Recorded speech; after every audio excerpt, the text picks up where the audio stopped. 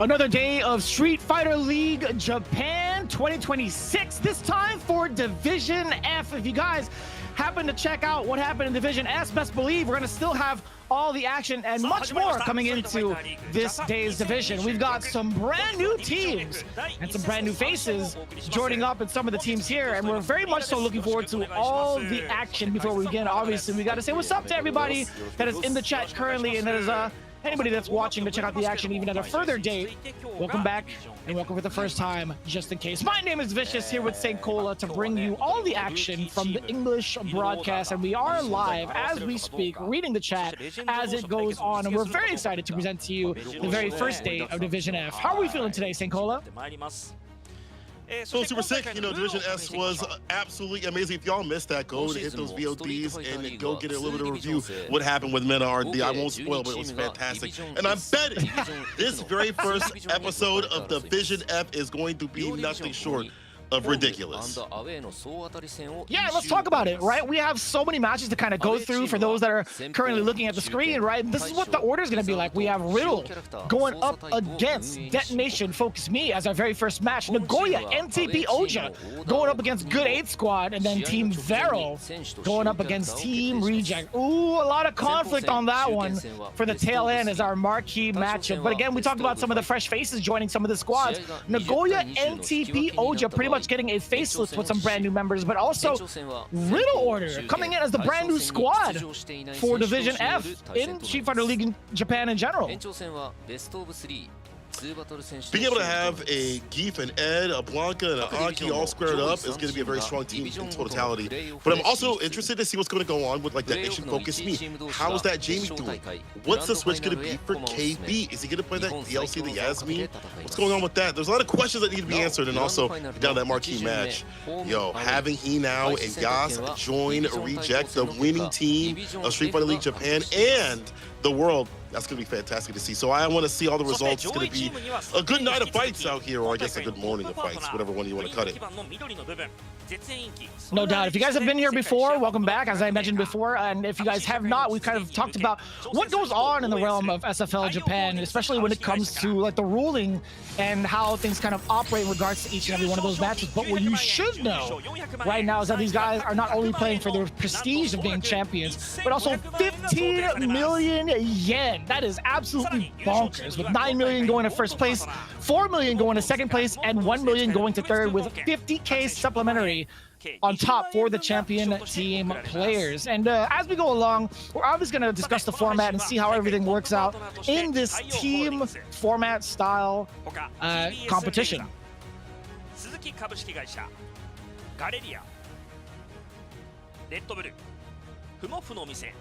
Damn, that prize money actually got St. Cola at a loss for words. I get it, man. I totally get it. But one thing I do want to discuss as Frida and Hameko-san are kind of going through it, one of the things to kind of let you to know about is the fact that we have, you know, a brand new team with Riddle Order.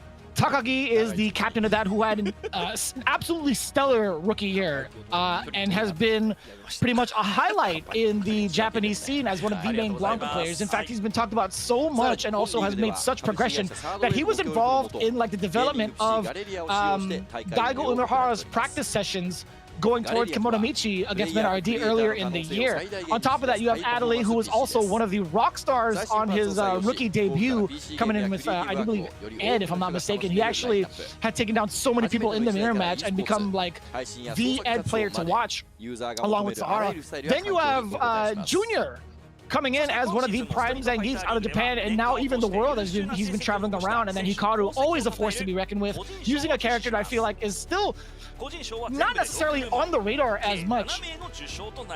Aki, I feel like, is still one of those characters that are continuing to be developed in the current meta. I still think she's such a powerhouse, and Hikaru has to have some pretty firm faith in that character, and for very good reason.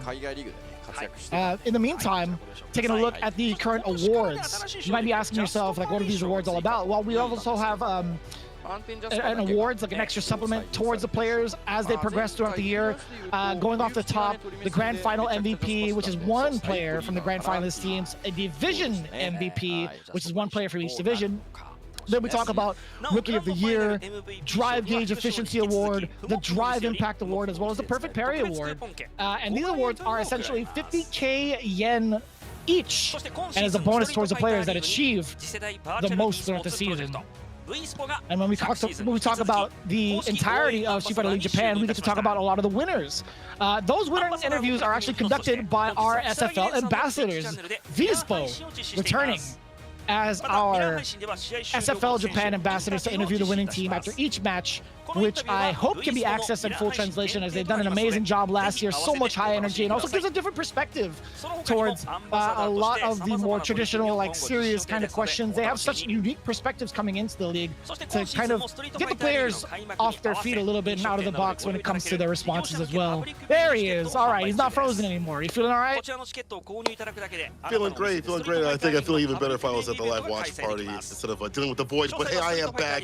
Because we're on the section where we're talking about people watching things offline. I saw some of the players, Daigo and Bonchan, talking about like people watching them offline and all these locations that you can see up at the top here of the screen over in Japan, and how cool it was that people are amassing together to watch Street Fighter League in a physical area together as homies, you know. So that's cool, super cool that they're you know, at various bars and things like that, or places in restaurants and other places to play video games. You could just like watch up the screen, watch Street Fighter League. And they also have special guests, Moke and the No Motion Boys, who joining at some eventual point. Big ups to them. Also, No Motion came out to CEO. If y'all didn't see that, put on a performance, and I wonder if they'll put on a performance too as well if they're at some of these events too. So shouts out to them, and shouts out to Moke to also join in. And the offline fun, the live watch party fun, I should be saying, as the party guest. It's actually fun to listen to them commentate and also talk in between some of the matches. They bring such a unique perspective, right? Because they have been around and they do play fighting games. So it's very interesting to see like what kind of questions come out. Being the entertainers that they are, like, you know, they know balls because of the questions that they ask too. There are like some translations going around from some of the VODs. But with that in mind, man, it's cool to see everybody kind of come together to some of these venues, pack the house entirely. And I'm not even exaggerating. There are so many photos that come out of like Capcom_esports that kind of showcase some of these live watch parties, and these people bring the noise. It's so insane. Like, if I weren't working one of these events and I were in Japan, like if I had a day off, I would definitely be in one of those events. I'd be definitely like in one of those venues, like hanging out with the people. That'd be so sick. We saw over like Capcom Cup how feverish people get about Street Fighter just overall, and like just hearing the electricity, hearing the volume of people. You would not expect how crazy people get about this game. It makes sense when you see artwork like this, you see people jamming with the action and things like that. It's nothing short of just amazing. This new illustration honestly is amazing. I need to see a poster. I know you wanted the mat. I need a poster for my new house right now. And also I need all those mascot items, bro. I need everything from the phone. If you had a pillowcase, that'd be sick too, so I can lay and go to sleep. And then I want to wake up. I want to wake up to some keyboard keys, little mascot. I don't know, man. Yo, dress up my entire room like that. I'll tell my wife, she'll kill me. But either way, I like what they're doing out here with the new illustrations, and of course the merch is always sick when it comes to Street Fighter League. Yeah, I think I'm starting to kind of like fear what's in my closet and my wardrobe going forward, because all of my stuff, I was doing a deep dive clean out of my closet, right? And I noticed how much like majority of my outfits are like video game associated, primarily Street Fighter associated. I have like some Resident Evil gear, I have like Monster Hunter gear, and I'm just like, man, I go out like this? Hell yeah, I do. Every time, every day. Yeah, rep that. Nothing wrong with that at all, especially when it's Unleashed stuff, which is coming out real soon. But anyway, when it comes to the merch, again, Street Fighter League does it well. You know, I feel like they don't do it really gaudy, and their material's really good. Shouts out to production. They dropped off one of the hoodies for me over at the Capcom Cup ending show, so I really appreciate that, and then wear it all the time. So big ups to them, and also big ups to all the supporters and things like that. All of y'all watching at home. Also want to say thank you so much for staying up with us. If you're watching for the VODs, thank you for peeping those two as well and keeping that viewership up. Now, you're going to be well rewarded with some super sick action. I know you were talking about Aki. I heard that in terms of that character representation. We'll also be seeing some Geef causing some grief out here, and maybe more of some Jamie too as well. I know production was looking forward to that. I think the variance is going to be super sick. So if you see something cool, you know where to follow at Capcom_esports. That's where to go to see all the latest and greats. If you miss something, you can go there too as well. See some of the clips that they post. I know I have to go back after I've watched some of this and commentate over some of this and be like, oh, that was a really cool match. Mena doing Bonchat for Filth a couple days ago. I missed that. Oh, let me look at that. That's where you can go to see more. But that first match though, bro, how you feeling about our first Division F match coming up with Riddle Order, the new team versus DetonatioN FocusMe? Dude, I've actually been asked this a little bit ago. I'm actually kind of curious to see like how they step up to the plate going up against such a veteran seasoned team, right? They're going up against DetonatioN FocusMe. That is the team with Itabashi Zangief, KB, the Hammer, who had probably one of the most stellar records from last season, barely dropped any games. Nauman, who's pretty much like newly reformed towards like what he wants to do with the characters he's playing. He's playing Mai, primarily. I want to say he's primarily playing Mai throughout like his career, but he's also been bouncing between the Ken if need be. And John Takeuchi, man, I don't know what to expect out of this kid. I don't know how much he's fully committed to the Jamie, but I am concerned. But either way, very excited. Speaking of which, let's get into the new kids on the block. This is Riddle Order. Starting things off with the chosen one, Hikaru, with one of the best Akis you could ask for, the Human Calculator.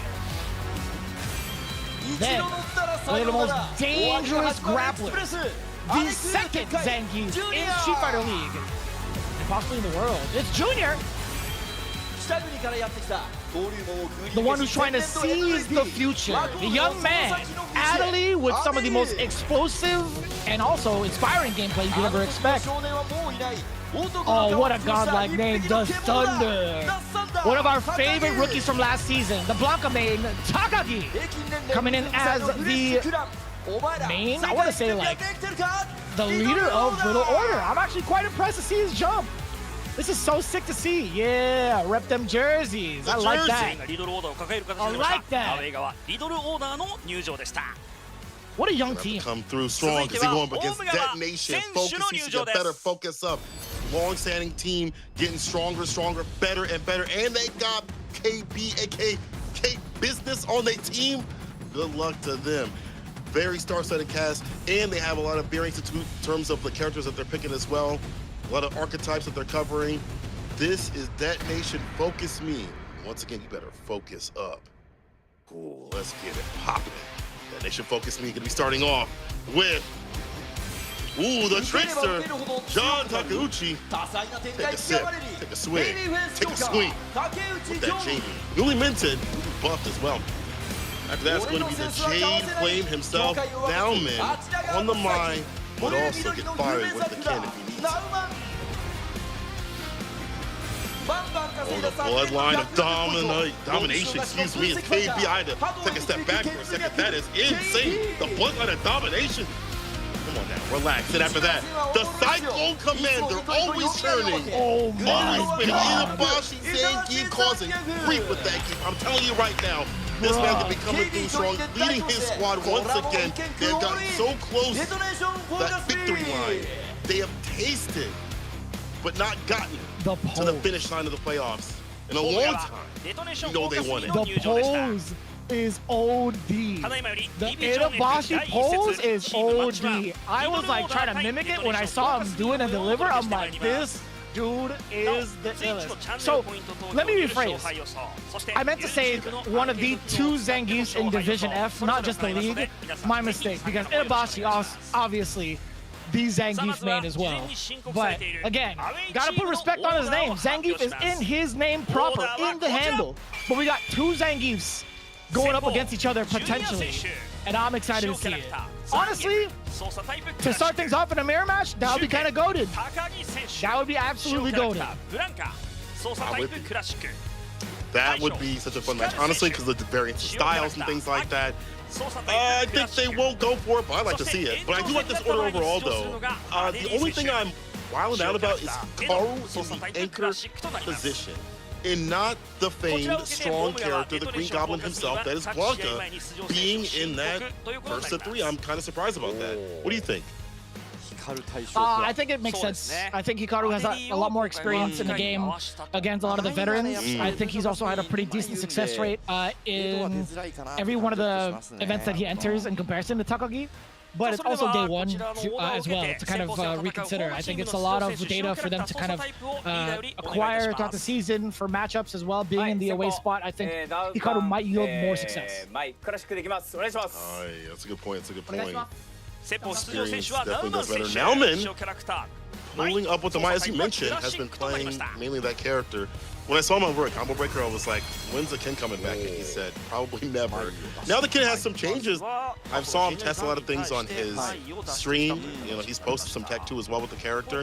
But I think Mai's just a fine fit. You know, she's still very strong. She's one of those characters that really can't be in Burnout because level 1 now doesn't have that invuln, so you're really having to hold to your bar a lot more. You can't really go into Burnout and have the level 1 to back you up. That's just one part of what's been changed with her. But other things have been changed in benefit for her, and some things in terms of weakness like that stand medium punch.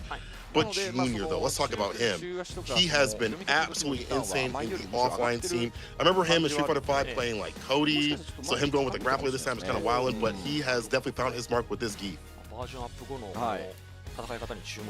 I've seen him kind of be like the bane of a lot of other players' existence in Japan. I've seen what he has done on an international level where people were just utterly surprised and not necessarily ready for not even just like the matchup, but also the style that Junior wants to play. He's definitely in line with the other Zangiefs in this entire league. We talk about Junior in the same breath that we talk about Itabashi. We talk about Junior in the same breath as Kobian. But if I were to really spell it out, I think he's like a good hybrid between the two, and I think maybe because of the most recent rankings and like the way he's been playing, I think he might. This is really hard for me to say because I'm a big Itabashi fan. I think he might surpass like Itabashi in like ranking.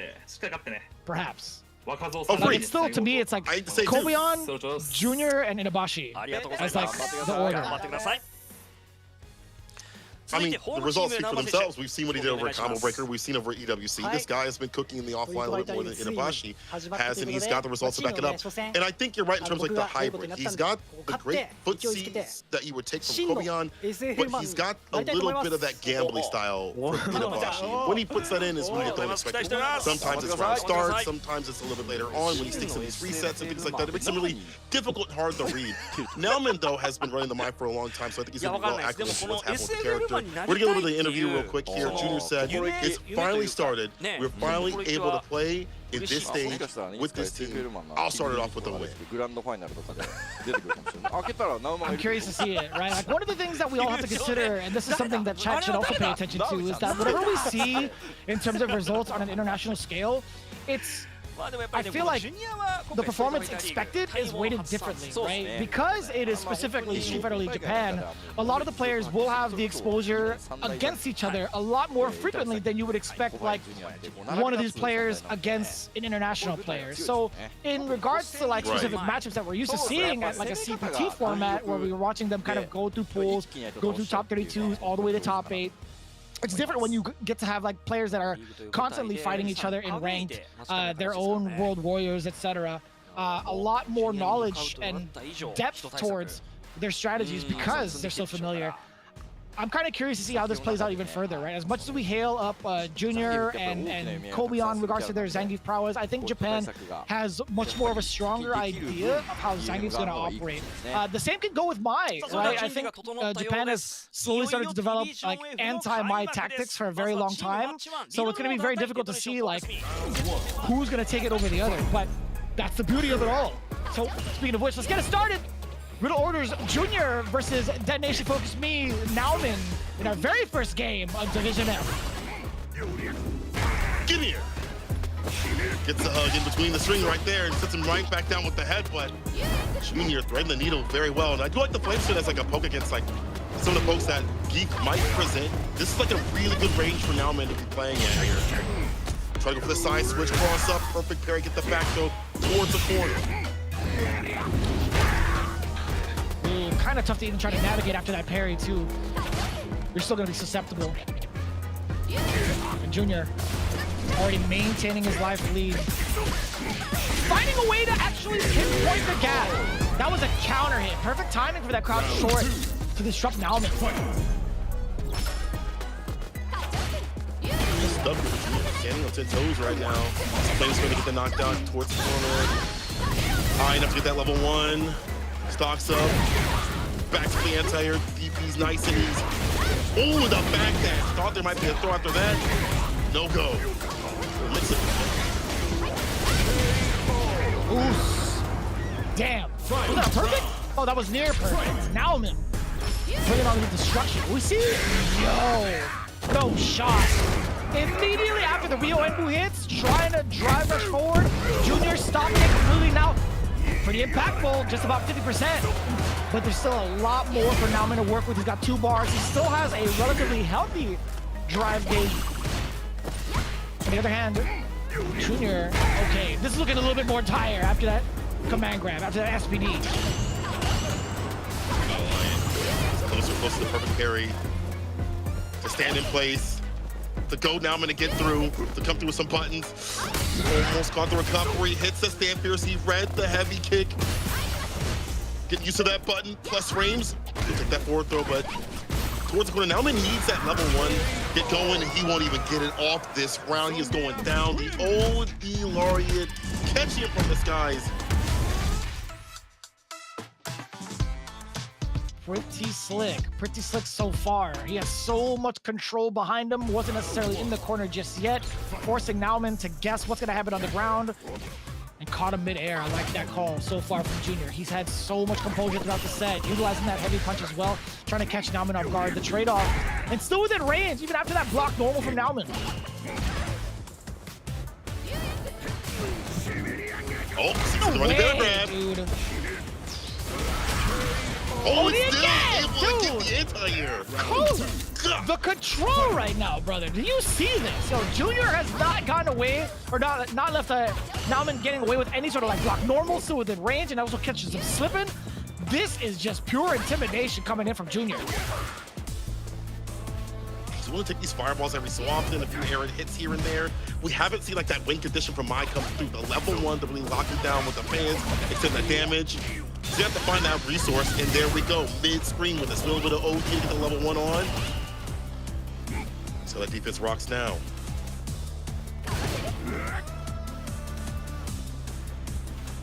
Man, pretty cool, right? Doesn't want to overextend with normals as well. Still on the way down, catching the throw from Junior. Oh, that still hits! That was an error on the side of Nauman. He missed the crosscut attempt. Oh, give me that SPD. Oh, it's gonna be a throw either way. Busting up the spine, headbutt. Oh my God, almost dead. Match point for Junior. What a beast, dude. His SPDs are so much more ambiguous. In comparison to the way that Kobayama was playing in Division S in Day 1, Junior landed, I think, every single SPD attempt, son. Like, any whiff grab animation came from an actual grab, like, the actual input for grab, rather than SPD. I think he landed every single SPD attempt. If he somehow missed one, it didn't get punished, so it didn't really matter. I mean, the fact that, again, going back to what we were talking about, being the hybrid of Itabashi and Kobayama making his own thing, having these resets, seeking the command grab, standing on 10 toes, not backing down. He got hit a few times with like the flame spin, that's fine. Maybe with heavy kick every so often, but he'd be outside the range. He'd go back in on the minus frames and reset with like light kick, running bear grab. We saw him back up to anti-air only. That was the only time it felt like he was retreating. This guy had him dead to rights and read everything. Look at that perfect walk back. That's a hard thing to anti-air with. OD Laurie, it's hard to get the perfect angle so you're not getting crossed up. And he knew what to do. This is sick. The double drive rush. Oh, the catch, the whip snap here. Oh my lord. Junior is a senior, bro. This man is... He's godlike. He's definitely playing like a senior, that is for damn sure. He just made Nauman his junior, if we're being honest. He's handing down the name to every person he plays. If he keeps playing like that, Riddle Order might be a huge threat. Because look who we have afterwards. Takagi, Hikaru, and Adelaide. This is kind of rough right now. You gotta say, Inabashi's coming up next. He came out the woodwork immediately. He immediately nominated himself for the second match. He rose that hand to answer the question when the teacher first posed it. He was the first one up. Said, me. I'm here. All right. I'm curious to see what his game plan will be against lights of Tagaki. I haven't really seen my guy play the Blanca in a little bit. I don't really see him too much in the streams that often. Inabashi has been streaming a little bit more, so I've been able to catch him a little bit more. But I'm curious to see why he's pulling up. You know, like why he's pulling up for this matchup. I would imagine Ed's not too much fun, maybe Aki, so maybe this is where he fits the best, possibly.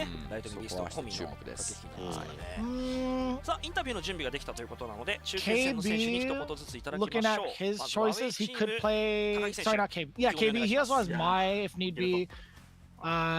John with Jamie or Rashid, I could kind of see that as well. Yeah, I mean, that's a fair question. I mean, like, if you were to kind of put your finger on it, like, in regards to, like, the Zangief matchup versus Blanca, like, what are your thoughts and opinions? If you were to guess, like, why Inabashi would come up first, or come up next against Takagi, why would you think he did it? I'm going to say I think he knows and understands the matchup the most in terms of, like, player base overall for his team, like people that are left, right? And then in terms of like resets, I think he wants to, I'm going to take a guess here, be able to deal with any sort of reversal options and punish them in full enough where he can drain the drive gauge, not have to worry about like maybe horrendous situations that might come to level 2 as much. But the thing is, I feel like Blanca does well against Geef. I feel like whenever I watch that matchup, the range is there for the character. The driver's crash ability kick is really good against Stan Fears. Level 2 is going to be a big pain point because you really don't have a reversal. The range of the drive gauge is really good for Blanca. I really can't find anything besides like a personal preference of Inabashi, the way he plays. Being so hard to read that Tagaki is going to be making maybe mistakes on defense and him be able to counter that. That's the only thing I can really fathom. I don't know, man. This is a hard one. It's tough. It's a tough call. Like I think universally, like most players would understand like how to defend against Blanca to a certain degree and like find the appropriate punishes to not only shave their life but also shave off drive gauge. I think maybe Zangief would be a little bit more impactful in making those punishes with some of the damage that he gets off a punish counter, right? So I could kind of agree on that. It's just mostly like my concern is what you had highlighted earlier is the range. I think Blanca has like such an excellent counter poke game. A lot more activity coming in from his normals. I just don't know what happens like if Inabashi can't close the gap, and even more so like Blanca's got so many different escape options regardless too. Even if it's not conventional, I think like even trying to sneak in a rainbow ball to get to the other side, like most players are forced to respect it as he kind of like flails through the air. So I'm not too sure. I'm not too sure why the choice is this way, but we'll see how it goes. Maybe one thing that might help out is the fact that heavy kick got nerfed as an anti-air choice, especially on trades. So maybe jump medium kick is going to be more prominent, but that back medium kick is still a fine tool for that. So we'll have to see what the moves will be here from Inabashi. He starts to walk into the corner, drive reversal to keep him there. He's got the green, so it's not a bad idea. Trying to go for the SPD, we're out of there. Oh, wasn't able to connect, get it with the DI, the wall splash. Again, another one of those options being flexed from the side of Takagi, going up for the instant OD airball. Speaking of another old airball. Going for the air-to-air instead of the traditional back medium kick, or even the roundhouse. Ooh. Yeah. He knew. That was actually so fair for the side of Takagi. Like Inabashi Zangief, as long as he's in burnout, he only has one bar to him. Not really much he can do to escape. And if he's not ready to kind of wind up with like a heavy punch prior to the back medium kick coming out, he was kind of cooked. Yeah. First round. Also, in terms of defensive tactics, I mean, you have a way to blow up the throws continuously to jump back Blanca ball. Careful of that. Inabashi, once again, walking Tagaki towards the corner, poking and prodding with these normals, but all it takes is one activation to side switch, get the mix started. Reversal DP, that's a little Blanca-chan, hard for Inabashi to stop that from happening. Activation point hits a heavy, and a further pickup. Plus, in between, oh yeah, not holding that. Eat this level 3. Might be dead. Yep, he's hella dead. was Takagi's fault. I mean, honestly, he did jump medium punch, didn't finish it out with the Blanca ball, didn't get the Oki scenario that he was looking for. Ooh, standing light kick right into the RBG, and now into the SPD. So many letters being thrown at him. Itabashi off to a great start. So the whole alphabet, that's the range we're talking about. Crouching medium punch. Outside the range of Stan Fierce, clears it. Oh, trying to go for the anti-jump medium kick though. Like a dive kick. He lows as Stan Fierce trying to chase him down. Itabashi able to take this round, honestly. But here's the great equalizer. Level 2, the Lightning Beast. Gotta find an opening though.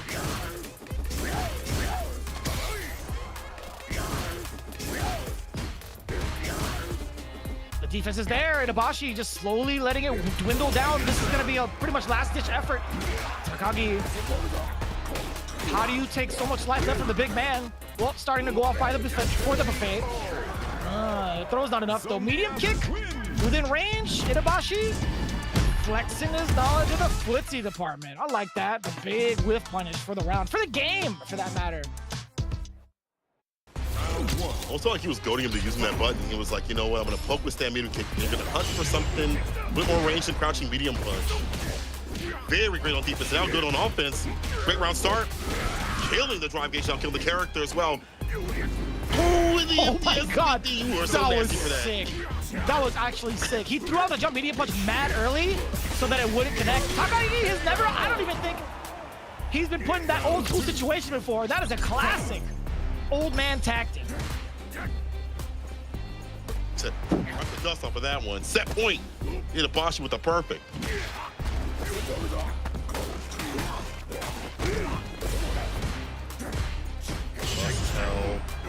Perfect parries, but couldn't get the SPD, wasn't in range for it. You like the idea at the very least, but I caught him in the corner. I'll take that drive reversal just to create some space for himself. Early Fierce as a counter hit against Takagi.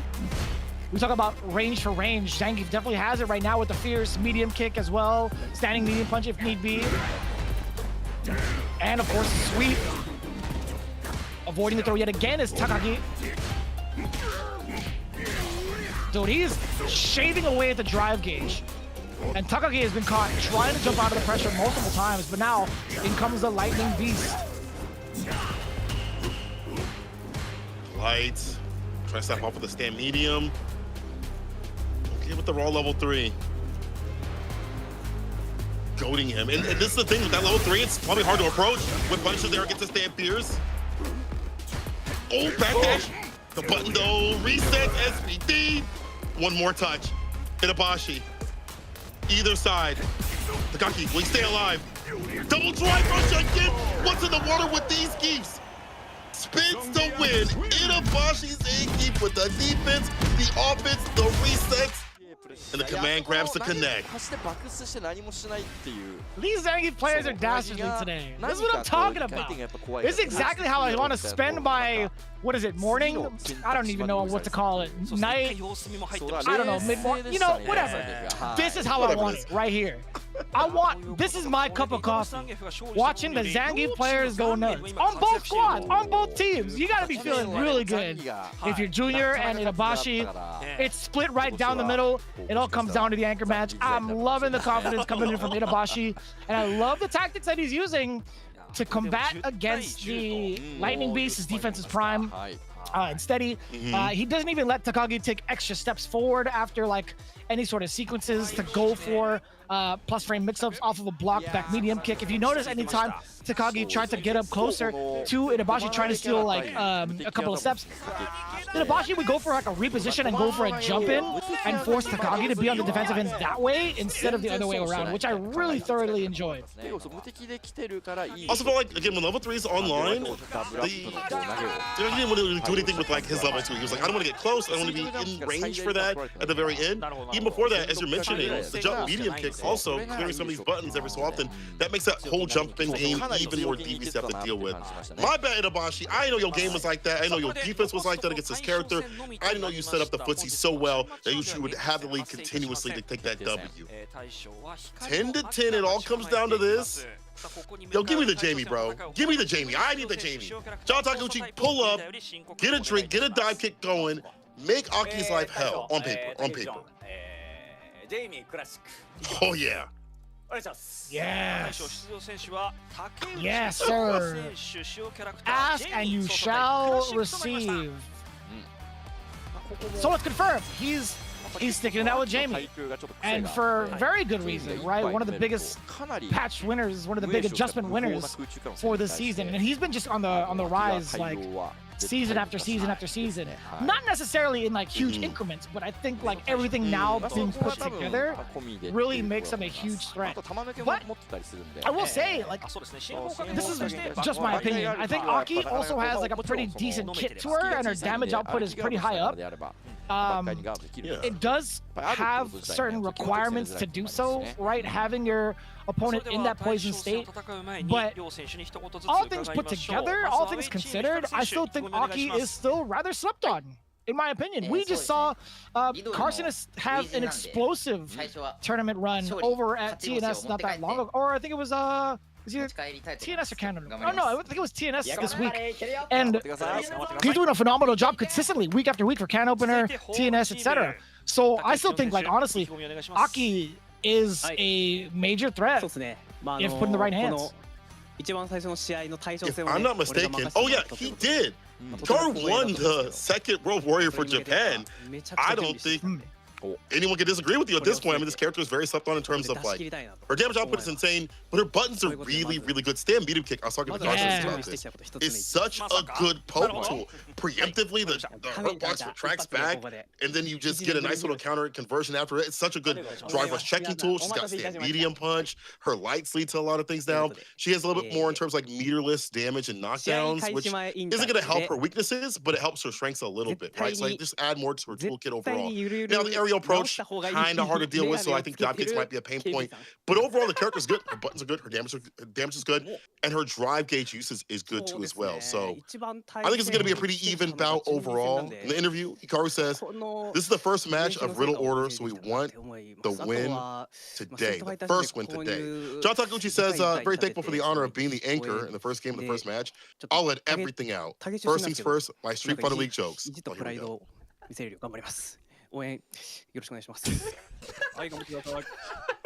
He's been doing this since last season. I guess he's practicing his stand-up routine, but it's been working. It has KB in stitches right now. He's laughing mad hard.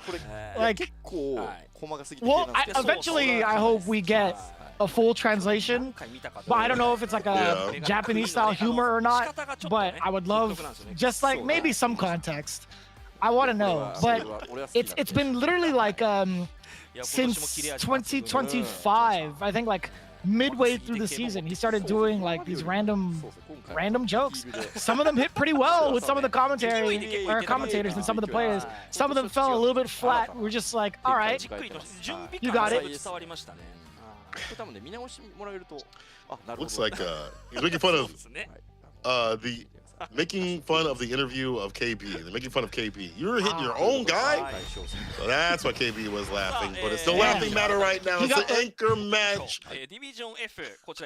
He got the Justin Wong treatment? He's like, why are you hitting me for, bro? No. What do you say forget me for? Dang! The buffs show round start. Heavy kick right off the ring and that punish counter. Extended range on it. We've seen that quite a bit from the JV players. Yeah, you weren't kidding about that medium kick too. Also being able to get the party started right into medium punch. Standing medium punch, that is. Roundhouse again, counter hit. Not opting for the drink, going for the knockdown off palm. The damage is pretty good off of that too. Hikaru also has the poison taken down against Takeuchi. Push back though. By the way. Screen. Oh, input error. Huge input error. That could have been, I don't know, honestly, from the side of John Takeuchi. As soon as the Devil Song was unleashed.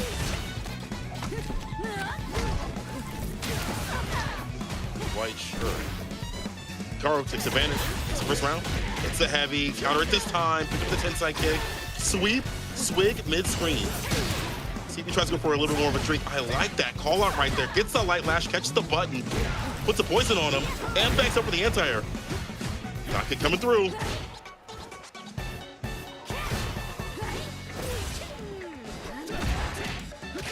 Oh, I couldn't tell you what that was. Hikaru probably wanted to go for like a command grab. Another big input error for the side of John Takeuchi. This is not going to kill necessarily, but it puts Hikaru at a pretty good distance away.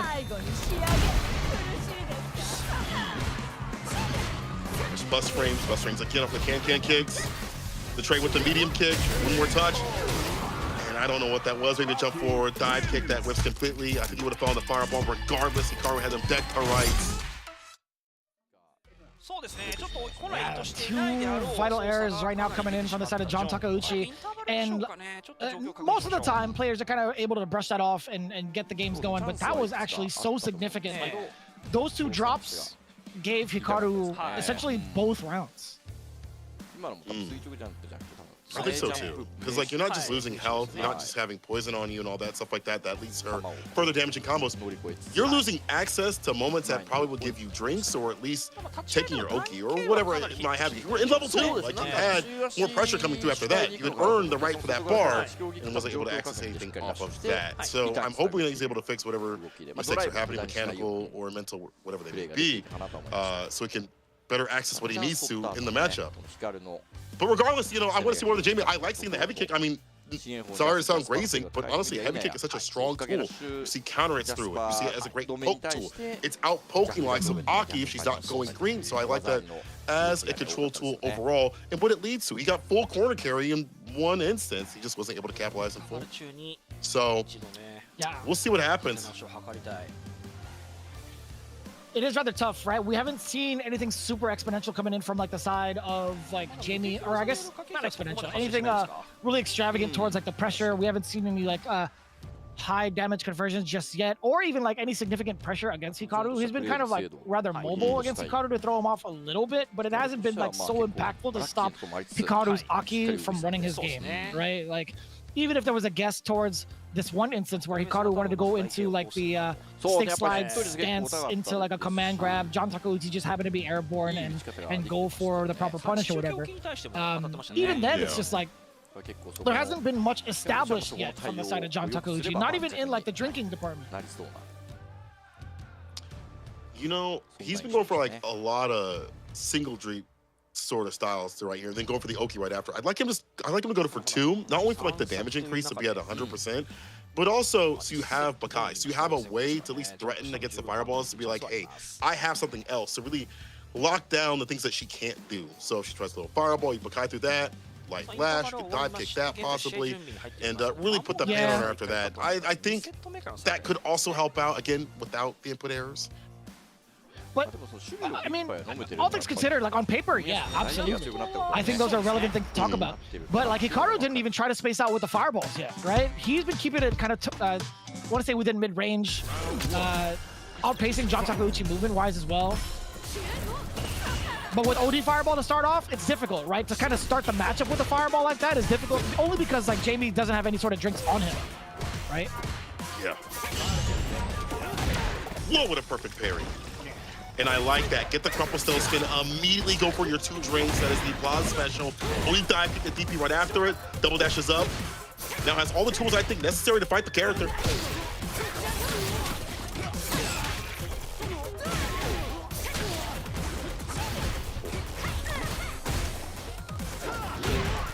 He backs up. Oh, he was waiting for that dive. Yeah, this is just looking way too calculated from the side of Hikaru, right? He understands. Jesus, look at the amount of damage he gets to enter into level 1. I'm telling you, this character is queen of conversion. Not even just like queen of burnout anymore. She is genuinely like one of the most high damaging characters if you get your opponent into that poison state. It's even easier these days too with this character. I mean, it has been as she gets more and more of these buffs, but whether it be a Toxic Blossom, whether it be like the poison on the ground, the light lash itself too as well. Oh, I like that perfect parry. The interruption. Resurrectus to put him up in the corner. Cross cut 10 side kick, not even the DP. Like that option. Yeah, Tensei, I feel like it's gonna be a little bit more consistent in getting the damage off of like somebody trying to escape the corner for free. So I really do like that really conscious decision from John to not go for a regular DP. We got the double song to cancel off of the OD Bakai. Makes a lot of sense, too, to keep yourself safe and also add extra pressure, but Hikaru completely unfazed by it. Oh, yeah, punish counter, being able to get a sweet link. Right out his post. No way you get that step kick. That step kick was mad far, by the way. Golly. Put the records right after the kill. He was in level 4. Man, oh man. Well used for that level 2 usage. Pops off with a DP, sips the sauce, just one on the menu right there. It's gonna hit it, does! It caught the button on the way down. Before it even came out, you saw the counter hit. Big lead right here, takes a lot of drive gauge away. Magnum opus.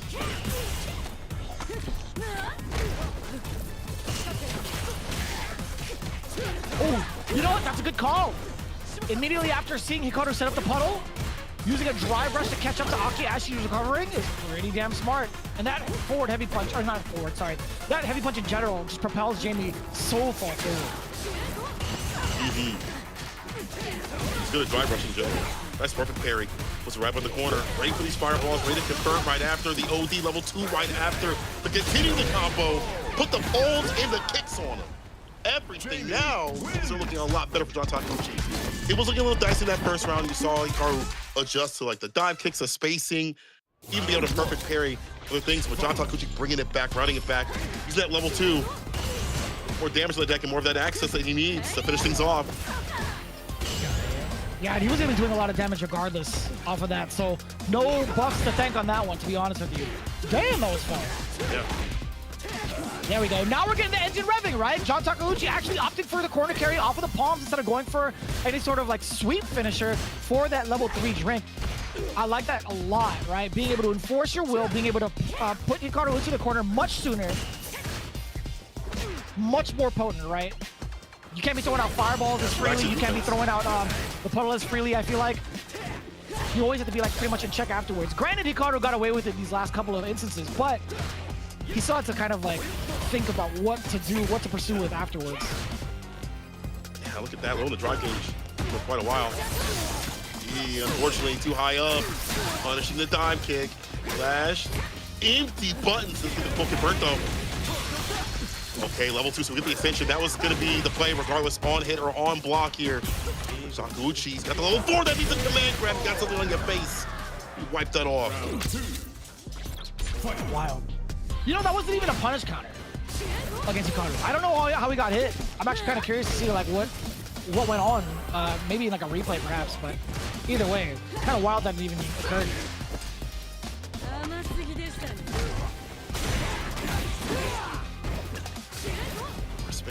You got the single jump on board, by the way. All the way down to crouching jab. I like that.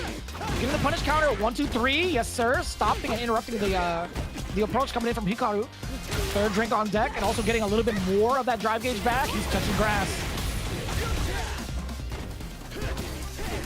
Overhead. Gets the yeah. follow-up. Reverse, will keep up in the corner. Will be part well spent. It will be. No back throw happening here. No comebacks at all. John Takeuchi keeping the heat on. And again, slightly mentioned it a little bit. We'll continue to a little bit more. Aki don't have the best defense. She can deal out the damage. She can dish it out a lot. Her pressure's really great. But when you start getting these perfect parries against the fireballs, stop letting her initiate. You put her on the back foot, step in the corner. She got a lot of that. Then you start introducing command grabs. So you got the 3 to 4 drinks up there too as well. It just starts to rack up in terms of the pressure that Jamie can put on in the reverse. And I like that pressure that's being initiated coming in from John Takeuchi, right? Like after a bubble, Hikaru is like so, I want to say, thinking ahead too far forward, trying to stop John with either like a lash or try to establish the poison rather than trying to react towards like how John reacts to a blocked fireball, right? Let's take a look at that again. Like as we go through the next match, let's see how John reacts towards like a blocked fireball numerous times and see what options that come out of it, because most of the time like John would try to push forward to prevent Hikaru from establishing poison by any means. So with that in mind, I think in the last couple of games, we've seen John taking the sky approach with a jump. He's done like drive rush. He's gotten thwarted maybe like a couple of times. But it's really up to Hikaru to kind of just wait it out a little bit more and find like the counter angle towards John's approach rather than trying to like force him back with any sort of like proactive offense, any sort of like normals, any sort of special moves. I want to see what happens if he forces John to make the arrow with movement. I wonder if he'll do something like throw out the fireball, let him do like the perfect parry, and do like a delayed drive rush from EDM or something like that to catch a extended button right after. Because John's been doing like perfect parry or even like tap parry into jab to catch like the drive rush that comes right after the fireball. So maybe that might be the move for like a less active approach after a fireball happens. Then you have to worry about what happens in terms of like his bar buildup, because honestly he's been building up so much SA gauge at the bottom. He's been building up so much super R gauge at the bottom by using that heavy kick. He's just chunking away with it. That's building up level 2 nice and early for him to get these level 2 scenarios. So maybe there's more drive reversals in the future, maybe more bust out level 1s for some sort of difference of defense. I'm not sure, but I mean, honestly, the way John's on the reverse of things, the way he's playing is way better than what we saw previously. Doing all the things that you should do as Jamie to keep the pressure on, and doing the things that you should do in the various levels as well. Yeah, I'm kind of torn between like these two. I'm a fan of John Takeuchi more now that he's playing Jamie. No offense to previous seasons, but I'm also like a big fan of like Hikaru and the way he's like developed his Aki thus far. This is like quite difficult. I think Hikaru, after that timeout, might have something a little bit different. There we go. Finding a way to sneak in a counter hit, and also the poison is applied. You see how much more active he is once that poison is applied, by the way. Not even trying to go for fireballs, but as it dissipates from the side of John, he's looking to apply it this time. Yep.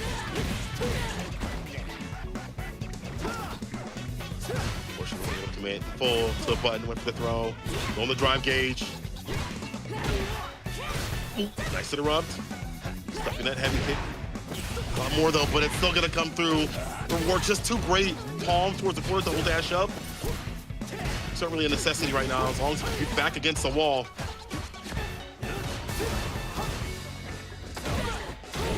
Pete, you're so close to forcing the burnout against them. Hikaru's got to tread softly, creating some space for himself, and now he's drive rushing behind his fireballs. Drive reversal, totally fine with John Takeuchi. He scores a knockdown in the corner. I don't know what that was. I actually have no idea what that was to put himself into burnout, but yeah, Hikaru could actually take the dub. Getting the win. Hopping over the snake. Antoine level 2, no, he tried over that sway play, hoping to catch maybe stand medium kick or stand medium punch, but it was a light lash instead. Standing on set point. Karo trying to fight back. Into the double song, you're gonna force the burnout out of this. Oh, he's looking for that jump out. Hikaru is staying stationary in that corner. An excellent time to find the interruption crouch jab. Sam Fierce sneaks to the command grab. Oh, the throw across the DP. Oh, this is huge for Hikaru. Look at the extension you get. Jesus. Command grab as well. Hikaru in a nice position. Let's close it out right now. Trying to find a counter hit button. Oh, the neutral jump is there. Nice. Catching the step kick. What a call out, yo, Hikaru. So many great sequences all put together, and also getting the counterplay, getting his timing against John Takeuchi a bunch with some of his normals. And what's great is that neutral jump covers a lot of things. Stab kick, stand fierce, he goes for it. You know, it's like a neutral tool. Very smart play from Mario overall. 2-2, all even out. Meaty crouching medium kick. Here's the offense you want to see is Aki. It's a reversal though from John Takeuchi, the bust out. Takes a swing. I think we're going to be seeing a little bit more of that rather than going for like level 2 and then hoping that you get the kill before all the drinks are off the table and sober up. Oh, it's good against heavy kick as well. I see the vision, Hikaru.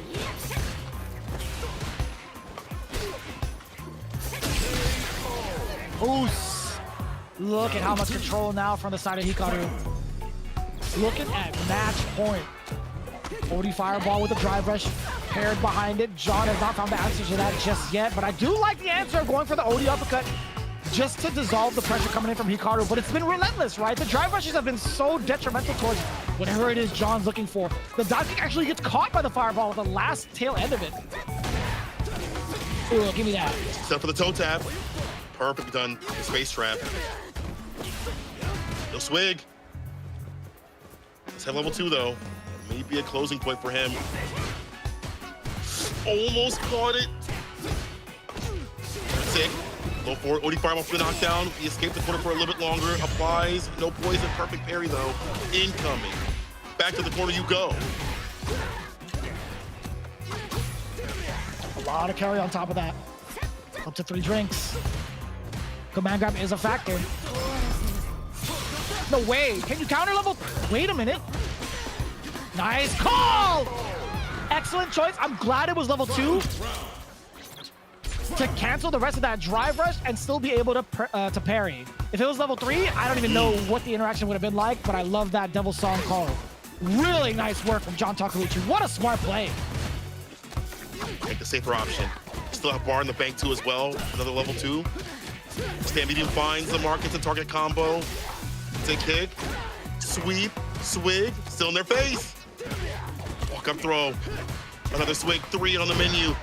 Oh, he went for the full target combo. Unfortunate. Karo's gonna be able to punish. A little poison on. Double drive rush.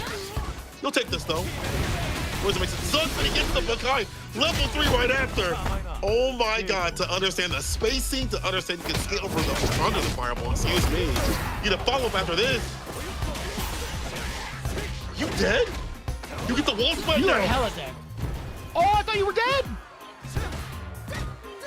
Great block on the overhead. Hikaru's alive. He actually can bring John Takeuchi to the corner. Oh, no way, dude. He pressed the button. He pressed the button against the Queen of Burnout? No shot, man. You know what's actually kind of crazy?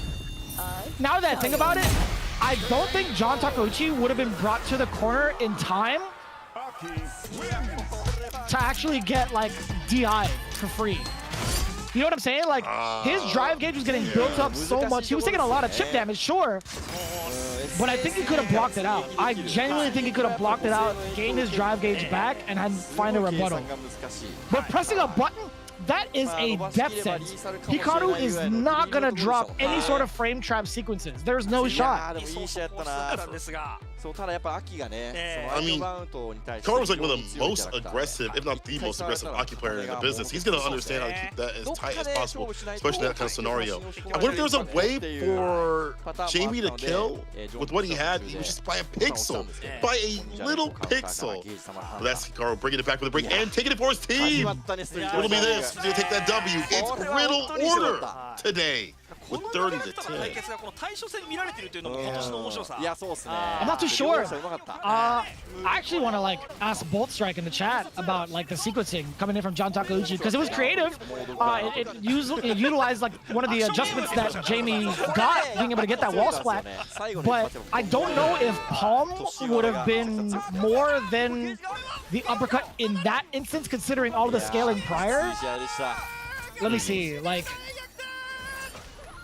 Damn, what a finish. I'm taking a look at it right now. I'm trying to look at like the damage overall. Let's see, 1260 in comparison to like maybe a palm. Yeah, so technically the uppercut would do more damage in that sequence, all things considered. But yeah, I'm not too sure if anything prior would have helped him with damage or not. So he was in level 3 also. I wonder if level 4 would have helped clear that too as well. You know, like leave nothing to chance. But as you mentioned, DP may have been it, but it just takes those little tiny things, those tiny moments to give somebody a way to bring it back. And honestly, as you said, may not have made it to the corner, but I think he tried to risk it, try to play something. Karu keeps it tight always. Riddle in their inaugural division game pulls it 30 to 10, taking it very dominant stuff.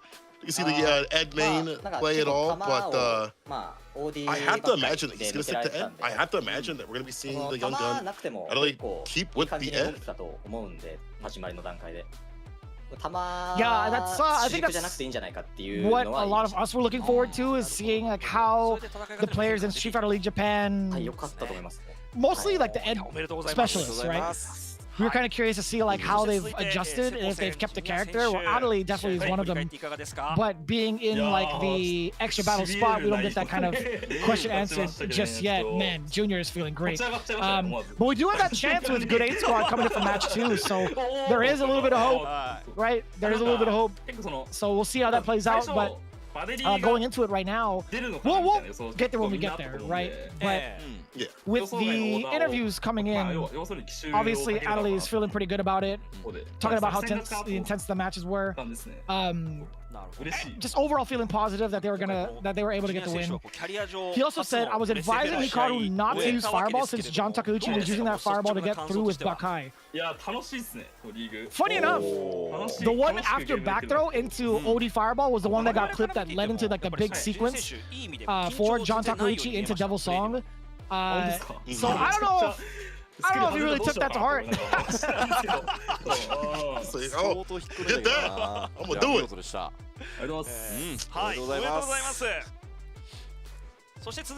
Interviews here, but you know, it's good that they have this team-based, you know, chat to be like, hey man, even though I don't take the information, it's cool that you're rooting for me regardless.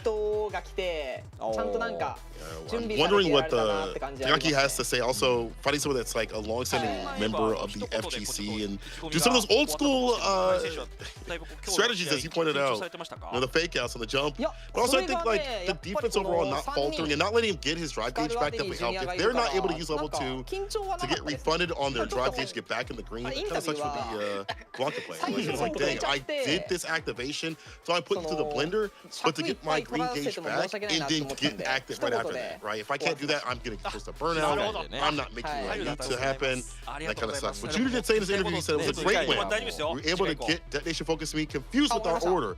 It was a great game. So I guess they're saying that I think the other team expected the way this order went. I don't know if I took this order either in total. I thought we'd see Blanca and Anchor, but this worked out for them. I mean, on paper, like we consider Blanca to be a character that's heavily weighted in the meta, but there's only like a handful of players really driving that meta for the character. So it's hard to justify. I think this order was fine. I think Hikaru with Aki just makes a lot more sense. Especially in the hands of someone like Hikaru, who's just well versed with the character a lot more and has like a lot more experience in the game of Street Fighter 6. So couldn't be mad at this order. I think if anything, it was against DetonatioN FocusMe, all things considered. Having Bondoban with such a clean record from last season and how much more dominant he's been playing against a lot of the league, a lot of the players in general in Japan, I would have thought that he would have stepped up to the plate. やっぱアデリって去年の活躍もあってやっぱめちゃくちゃ強いんで。 Lucky to say, Ida-san was the player I didn't want to play the most, and well, that's what happened today. Karu says, I was able to get my first win from John's mistake, but he came back for 2 more games. I was lucky I had a teammate who gave me advice for the match overall. So again, you know, the effort of having a team going back to being, you know, the team-based element that is Street Fighter League. It's great because you can confer with other people and be like, what should I do here? What do you guys see? Because they could be the eagle eyes that maybe catch things that you didn't catch during the match. It's just very interesting advice because all things considered, I don't think the fireballs were thwarted by Bakai. Mostly, I think there was only like one instance where it really got blown up, and then the others were just kind of out of range. So I don't know. I don't know how I feel about that, but there's obviously a lot more advice that was kind of given towards Hikaru, I would imagine, during the timeout session, right? We don't get the full context of it. So whatever it was, it helped out. That timeout coming in from being down 2-1 was so like genuinely, like obviously so impactful. Well played. I mean, again, Aki still out here, still showing her stuff. And again, winning World Warrior 1, or was it 2? Excuse me, it was 2 for Hikaru. Winning that has to be like emboldening for you to come into Street Fighter League. Like, yo, I'm that person in outside the league. And that probably also instills a lot of trust for the team. Like, okay, if you're godlike out there, we can put you in the anchor position. You're a long-standing member. You've been here before. You know what the energy's like. You know what to do. You're not scared of anything. Even with a new banner, you're still the same person, the same sort of dog. You get that dog in him. 30 points.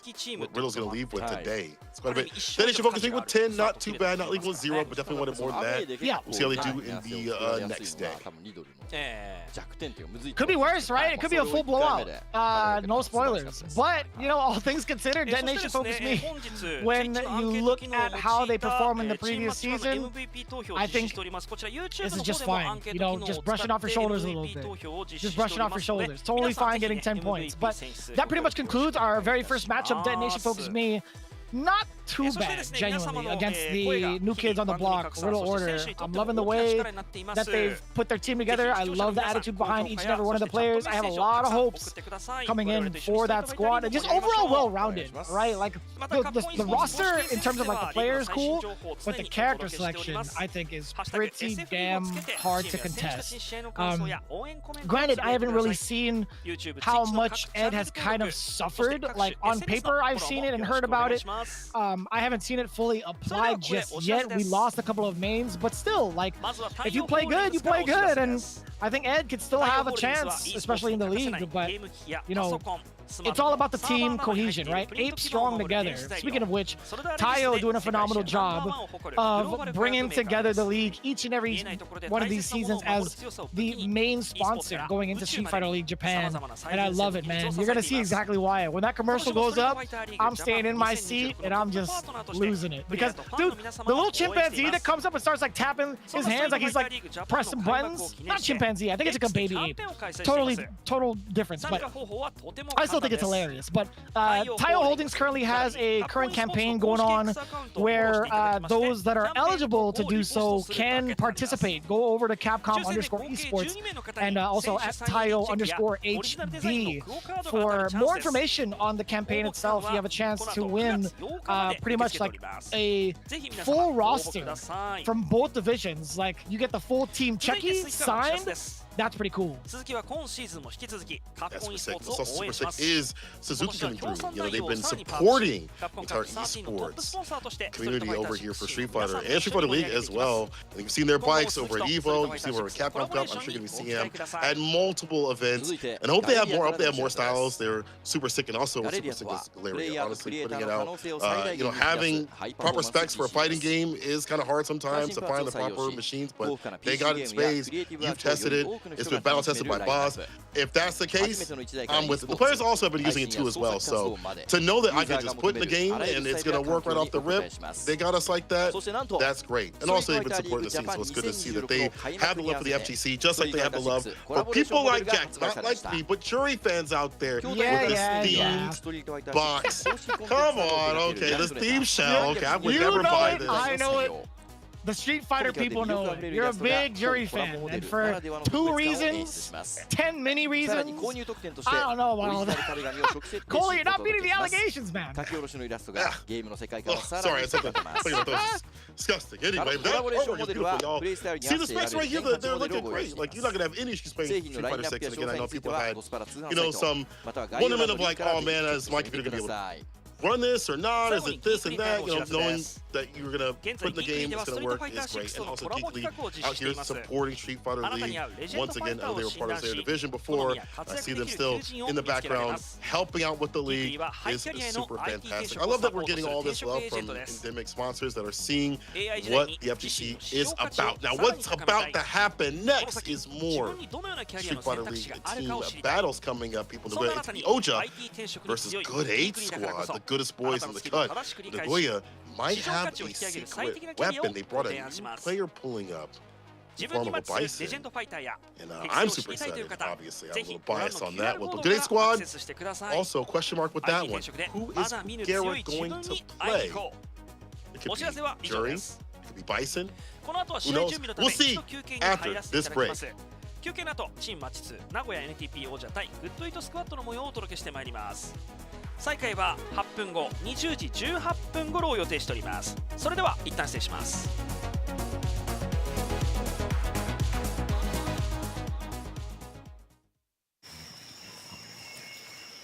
ゴリラとソルダーレジストは似ています。たくましい筋肉と骨格を誇り、戦わずして群れや仲間を守るゴリラ。絶縁陰気ソルダーレジストはミクロの薄さで強靭、湿気や熱、衝撃から世界中の電子基板を守る科学。大切なものを守る強さです。太陽ホールディングス。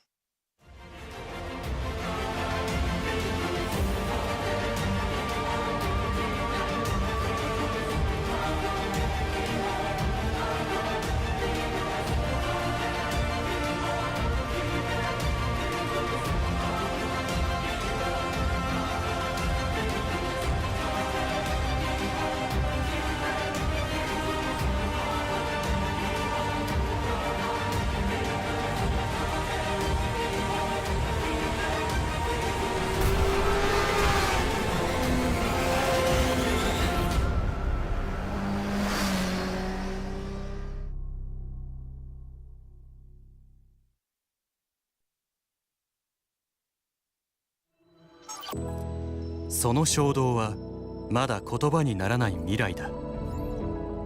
すべての挑戦者たちへ心揺さぶる瞬間を今その手に。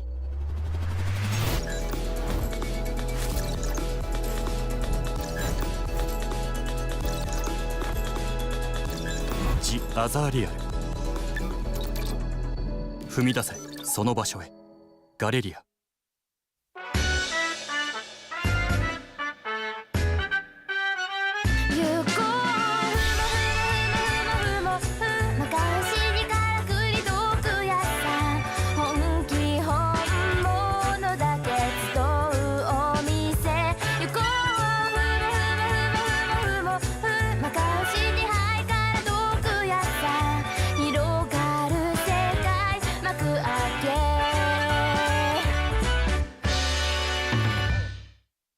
デバイスを愛するすべての人へ。不毛布のお店。ゴリラとソルダーレジストは似ています。たくましい筋肉と骨格を誇り、戦わずして群れや仲間を守るゴリラ。絶縁陰気ソルダーレジストはミクロの薄さで強靭。湿気や熱、衝撃から世界中の電子基盤を守る科学。大切なものを守る強さです。太陽ホールディングス。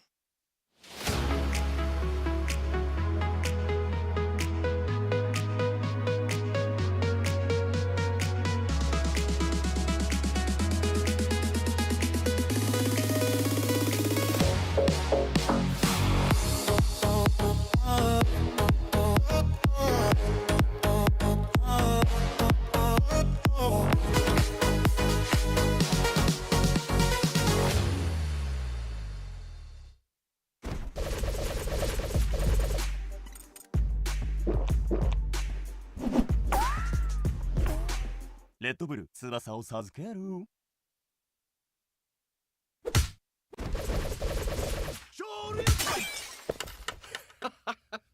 レッドブル翼を授ける。みん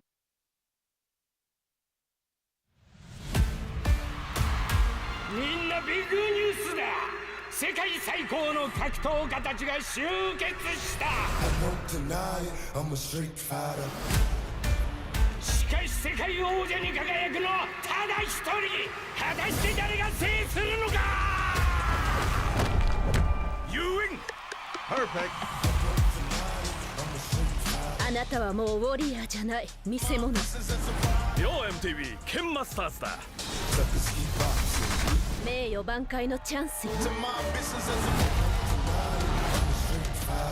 竜も来るのか。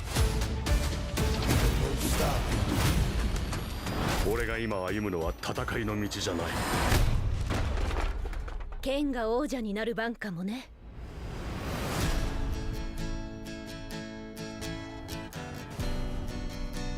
どうやって俺を見つけた。王者を見つけるのが仕事なの。さまよう王者でも。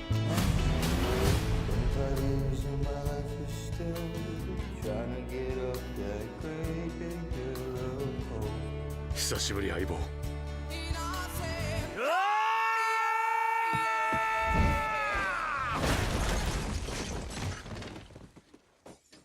相変わらずだな。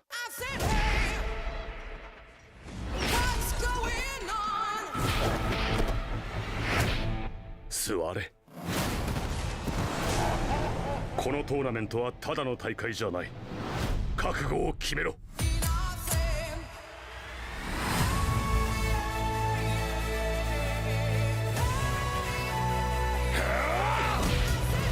みんなあんたの足褒めちぎってる。私からしたら普通。甘く見ないで。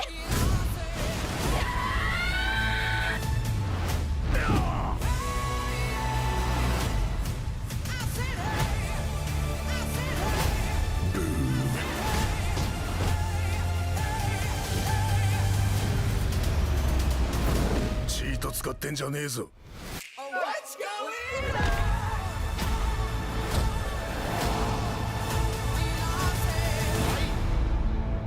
マジな話だ。竜が飛び道具出したぞ。今だ竜。波動拳。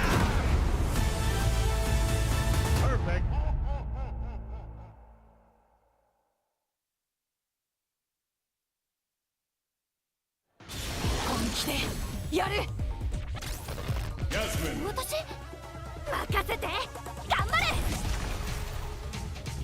ナイスショット。お兄ちゃんも同じの持ってるのだから。勝負はここだ。Here comes a new challenger.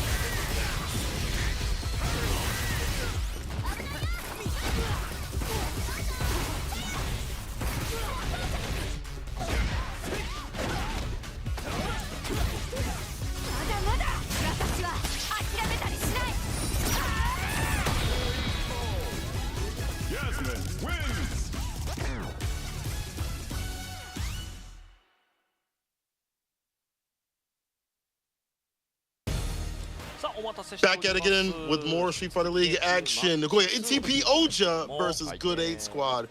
Pulling up next. My name is Senko. Join Vicious, and this one is gonna be a good one. And I don't mean because one of the team's names is Good 8 Squad. Good NTPOJA, a rising star through the league, going up against one of the titans of Street Fighter League. It's gonna be a heavy one. So one of the things I'm looking forward to is seeing like the newly revamped Nagoya NTPOJA. One of the questions I had for you before we get into the team intros, like just really quickly, one of the new cats on the block, I'm curious to see how he performs. Yamu, you were pretty excited to talk about his Bison. Tell me about it in regards to the preseason games. So in preseason games, it felt like he was playing like he was at his stream, like he was at home, like he was in rank mode. And I mean this in a good way. I feel like he had the ability. He got a few W's out there, and he felt like he had very active, very aggressive defense. So I'm definitely excited to see how Yamu plays out here in the league in the entirety of the Nagoya NTPOJA. In fact, we're going to get them right now. Mochi, the daredevil bounty hunter, not guilty about his play. The counter hit king with his Akuma. Going with the Goki, definitely a star of the squad. Ton, Toyama, Otani. Who knows what he'll play? I think we have an idea, but we won't say. We'll just have to find out. The upstart. Bro, Yamu, I am super excited to see this man's Psycho Power Bison Hour. I'm telling you, he's super sick with it. But to lead them all, the last Kung Fu, it's going to be the last Chun-Li. Seiya, the one who remains only her. This squad, again, rising to the ranks, has been doing sick work outside the league. And again, having that newly introduced Bison player who feels right at home, you couldn't ask for better. Like his hairstyle, too. I knew you would say that. I knew you would say that. I knew you would. I knew you had it in you, Cola.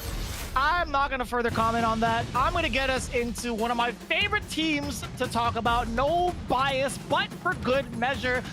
It just so happens to have one of the Capcom Cup champions, 2 Capcom Cup champions on this team. As a matter of fact, it is Good 8 Squad.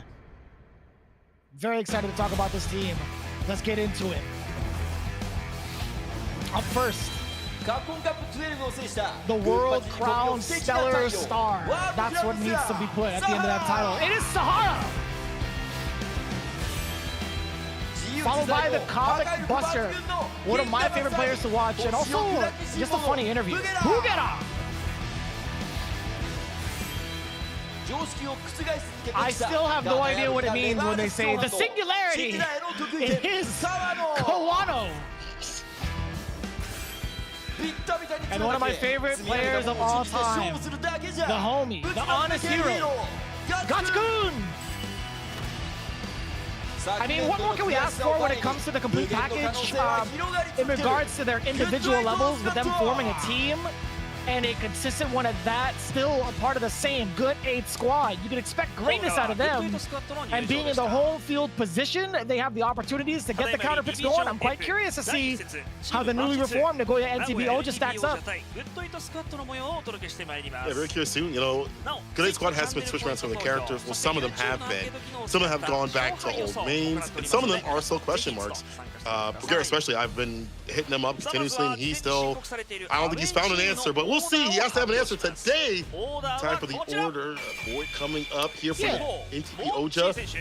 Mochi, Yamu, Otani with the Elena, and Seiya in the extra position. Now, this is a common occurrence. A lot of people going over to Elena, no? I want to say particularly this season, perhaps. I'm thinking more so just in Japan. I haven't seen that kind of conversion happen within Europe. That could just be slight feign of ignorance. Like maybe I just haven't really been seeing a lot of the Elenas come out of that region. And then in the Americas, I haven't seen too many Elenas, but it seems to be like somewhat of a trend in Japan. So I want to say like half and half. Half and half, I'll take that. Definitely comment. I mean, they rate her so high. We talked about this in the last division episode. And I'm not 100% there all the way. I need to see like a matchup spread and everything. But the results are starting to speak a little bit as some of these cats are cooking with this character. And wasn't familiar with Otani's Elena like that in full, so we'll see how it works out in the anchor position. But Mochi up first, I think, is a very strong choice. He could also be played in the anchor position because he is a counter hit king, and I mean that because he feels like he's psychic. He knows when you want to press a button, he's able to snap off with his crouching meter punch 6 frame continuously. He knows how to interrupt your buttons before you do them, and just encroach in that space using Akuma's great walk speed. So I think he's a good way, a good person to start things off. If you're Good 8 Squad, I kind of want to say send up Sahara with that Ryu though.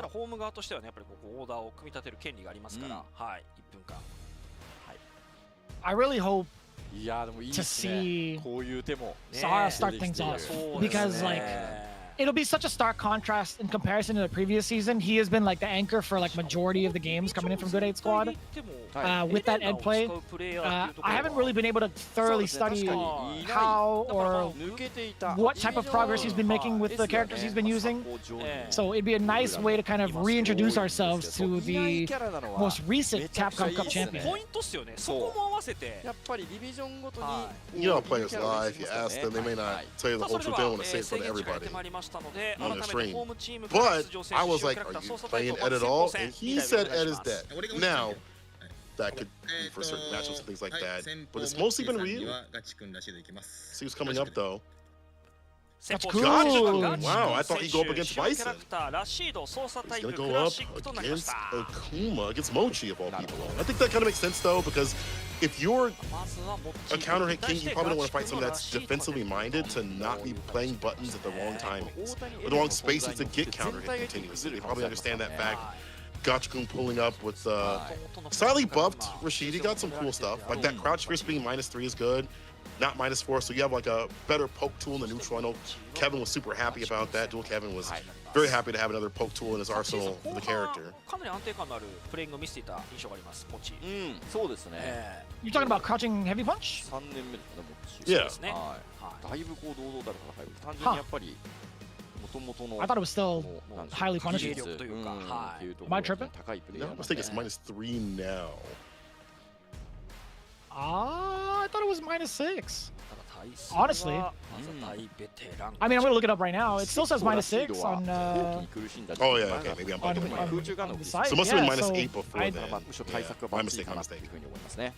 I think further out, so like, I think it's really important to talk about anyway. I think you have a very valid point in regards to like how often Rashid can throw it within certain distances and not expecting to get punished with a 6-framer, because most 6-framers in this game don't have both the speed and the range. So I could see Dual Kevin be kind of ecstatic about that, because considering if it hits as maybe like a counter poke or a whiff punish, you're looking at either like a +7 or +9 scenario, which is pretty huge. Yeah. To clarify, for my bad, it's -4. So much less punishable, like you were talking about. So like leads to way less, and you have to be very, very close to get that -4 punish, which is going to be difficult because that pushback on that crouching fierce is. We're talking about standing heavy punch being -4 and then crouching heavy punch being -6, right? Crouching heavy punch. Just for clarification. Okay. Yeah, just for clarification. Right. Sorry. Yeah. My fault. Not crouching medium punch. Yeah. I'm still. No, you good. Yeah. It's early. It's early. No. Heavy punch is what I'm talking about mostly. Oh, okay, stand fierce, yeah. That one didn't get changed, but the crouch fierce being changed in a way where it's not nearly as bad, and you can use it more neutral, as you were mentioning, less in terms of punishment, and the pushback probably difficult to deal with overall. That helps out the neutral overall, but that didn't really give him, like, massive changes. You know, I'm wondering what's going to help out here for Gachikun in terms of Mochi going back to, like, the play styles and stuff like that. In terms of, like, the interview, it looks like, I think it's supposed to be Mochi. This is my 3rd season for Street Fighter League, and I'm really thankful for everyone letting me do so. I'll get my win for them. I mean, last season, Mochi was the star player of Oja, like, by far. Not that Oja was lacking, but I feel like he was, like, the component that pulled everybody together. He was astounding with his counter rates, and also his optimization with the Kuma, so good to see him lead it off. Yeah, I think there's going to be a lot more, I want to say, like, a lot more caution in the wind regarding approaching Rashid, even trying to, like, play that counter poke department, or even try to play, like, active defense, so to speak. I think having that crouching heavy punch be -4 is going to be such a big tool to kind of, like, reiterate, just to kind of hammer that in. But it's mostly Gachikun spacing with a character that's really difficult to track. And we'll find out just why. Game 1 starting now. Nagoya NTPOJA versus Good 8 Squad. Good call on the -4, by the way. Good play. You know, to also go to your point, like in terms of footsies, the fireballs, Gachikun is so about that life, so you have to really deal with that for Mochi. Does have the anti-tires on lock though. Already in there, not letting any projectiles go. Nice and meaty with the medium punch. A counter coming through, heavy kick Tatsu to maximize the damage. Frame kill, gets the throw right after. Our defense like we're holding up throw again. Damn near a perfect. Round 2. Pure destruction already. Mochi being able to command the pace so well. One of the biggest things that we do like to see is how much control he has with the fireball game, but Gachikun blowing it up at the cost of 2 bars, totally fine with that whirlwind shot and the follow-up afterwards. Being able to catch the jump back, now the forward throw. Gachikun revving on a couple of those engines we were looking forward to. Difficult to contest against the charged fireball. You never know when it's going to rip, but it's also like much faster to get to the level 2 and level 3 charge. It is. Really great neutral tool where, you know, she kind of struggles in the first place. Has to use like OD fireball like that to really contest the fireballs naturally. Drive rush crouching like it. It's close enough to get the extension. Ends it with the knockdown. Gonna push him towards the corner. Delay medium. Mochi want to take this throw, but can't take too much more. He's able to kick it in, but still has the enhancement. Dash up throw again. Always doing it to him. Yeah, the dash up throw. So I can do that too. I can loop you too. It's harder for Rashid though, but you know, it's looking stuff.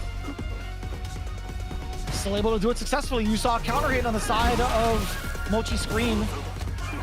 And Gachikun getting punished again for the jump and approach.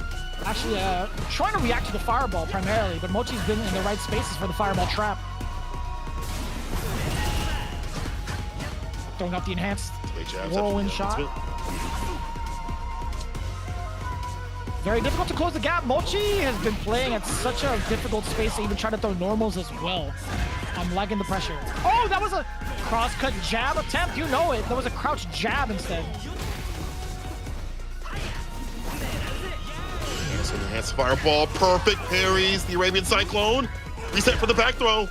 So take the extension. Puts him up in the corner. You hold this throw. The level 2 could be coming through. He actually goes for the offensive support. Heavy kick plus frames. Oh, level 2, lock him down. Using the fireball to do so.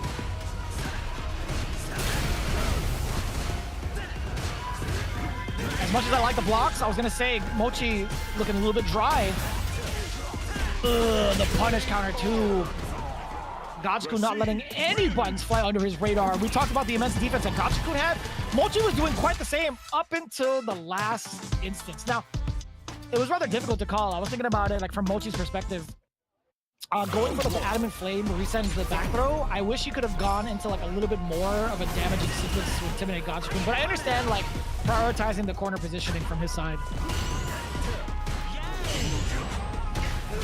So ready. Perfect parrying these. Gravy Cyclones disallowing any more pressure coming through. There's that crouch fierce as we mentioned, -4, spaced out. So that quite a bit to chunk away the drive gauge at minimum.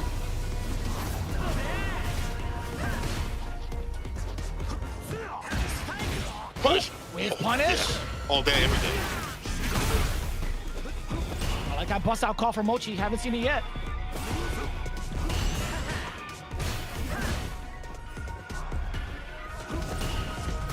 Love the pacing right now. Mochi too. I think he's the one kind of dictating the pace with the place that with the stance he's currently at, right? From that region, from that distance away from Gachikun. It's been very difficult for him to even try to throw out normals. He's looking for a whiff punish, right?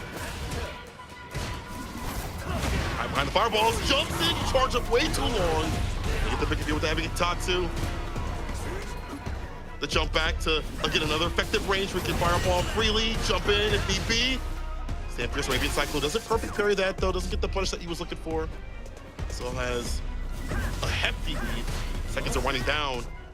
The onus is on him to stop the obstinance right now. OD fireball for the charge up. The blocks. Mochi not taking anything to chance right now at all. Oh, and that was just Gachikun running right into the buffer. Standing light kick, drive rush cancel, Mochi. Looking rather strong in that first round. Ooh. A little bit of a teaser, crush medium punch just whipping right in front of Gachikun. Still being able to manage to find an opener. It's the level 2, this is gonna be so critical to get Akuma into the corner. First post. Great defense Finds so it away far. with the medium He punch. decided to press a button. Help me. Oh, this man's getting an ambulance. Going for the throw, we take that though. Charge up fireball again, looking for that variance to catch him off guard. Gachikun now with the jump, but the DP is there. The recovery on that is insane. The timing for Mochi to run that too as well. He's been really cautious about like where he's throwing these fireballs. I like the conversion, the OD to pick up with the stand roundhouse afterwards, DP to cover the jump.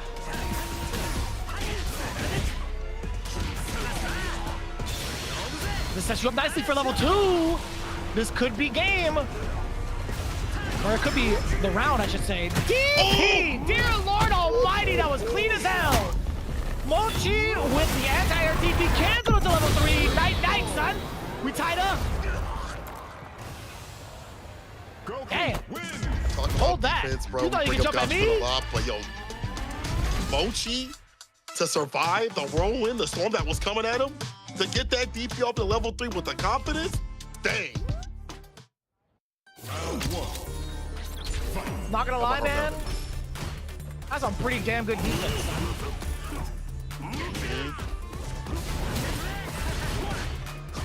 So I can survive.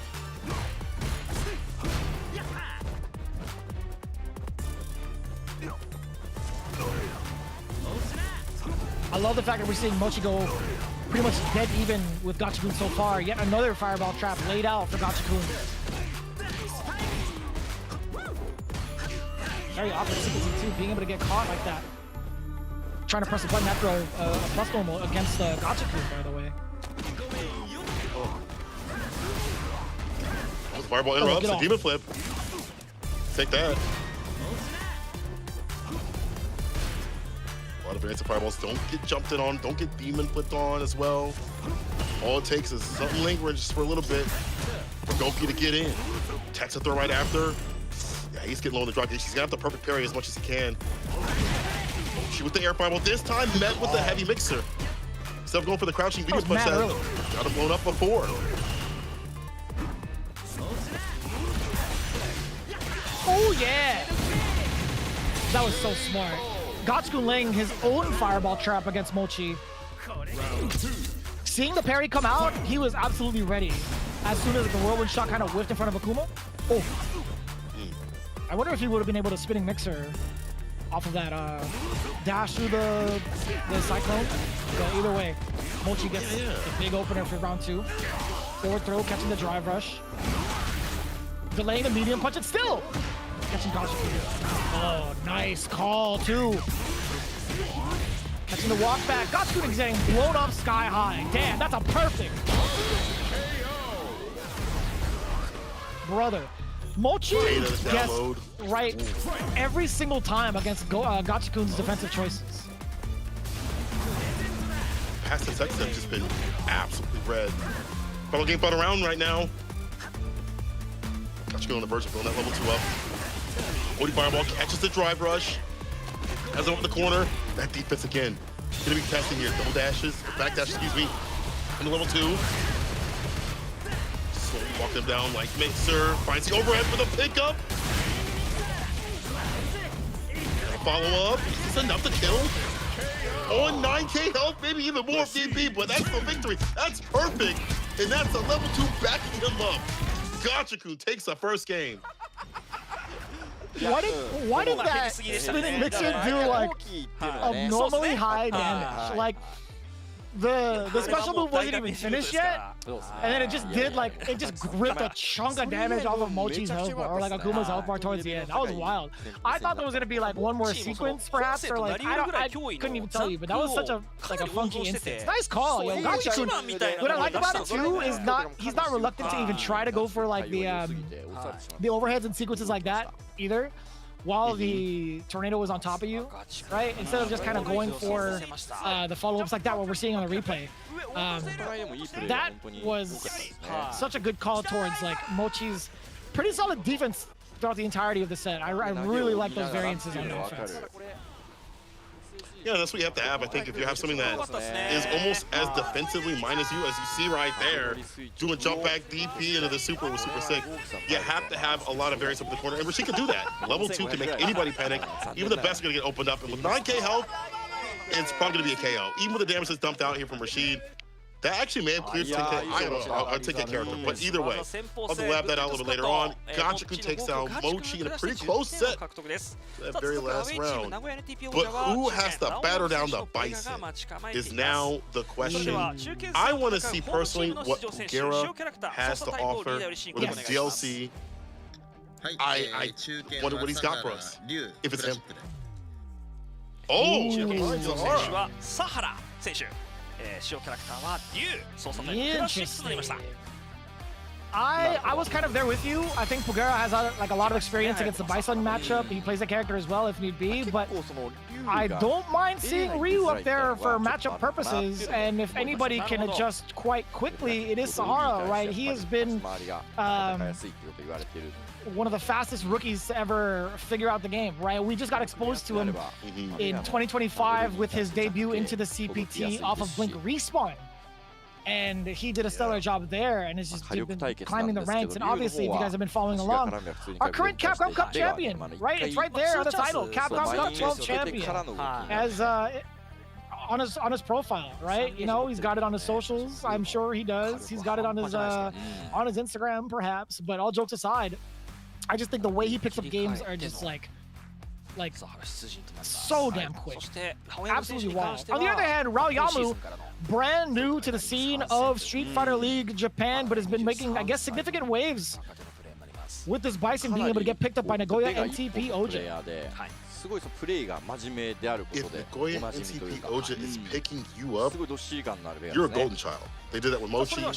They've done so before with Seiya. I feel like they've got a good eye for these up-and-comers. So someone like this cat is definitely going to do some damage out here. And I've watched this.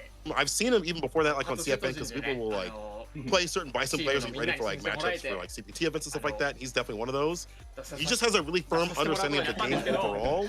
So when he makes defensive choices like rebuttal lights and things like that, like a Bare crouching light punch or whatever it may be, or like a wake up super, it's very, very informed. He plays other characters like from time to time, but he's definitely very active on this defensive call. So I definitely trust him to go up against a very damaging opponent, a very pressure-heavy opponent like Ryu. But Sahara, I'm very curious to see how far this Ryu has gotten. I mean, it's one thing to beat Momochi's Jamie in the preseason, where everyone's just kind of feeling each other out a little bit, but it's another thing to be at League here with a brand new character and moving it to the side.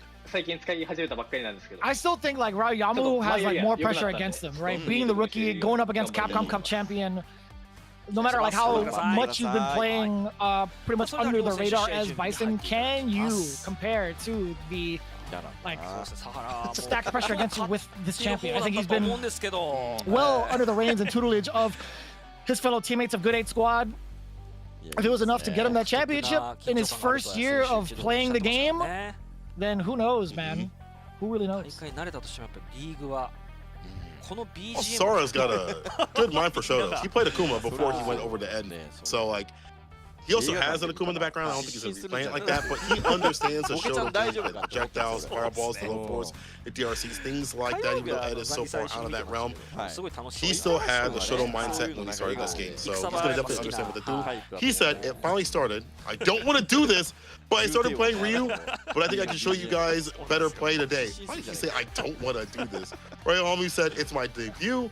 Thank you to my team. I'll be playing. I'm so nervous, but I'll do my best. What's wrong with these cats? I mean, for Raoyamu, that's fair. That's a fair thing to say. Yeah. But for Sahara, I don't know, man. I don't know what the deal is. Not gonna lie to you, man. Man's a millionaire.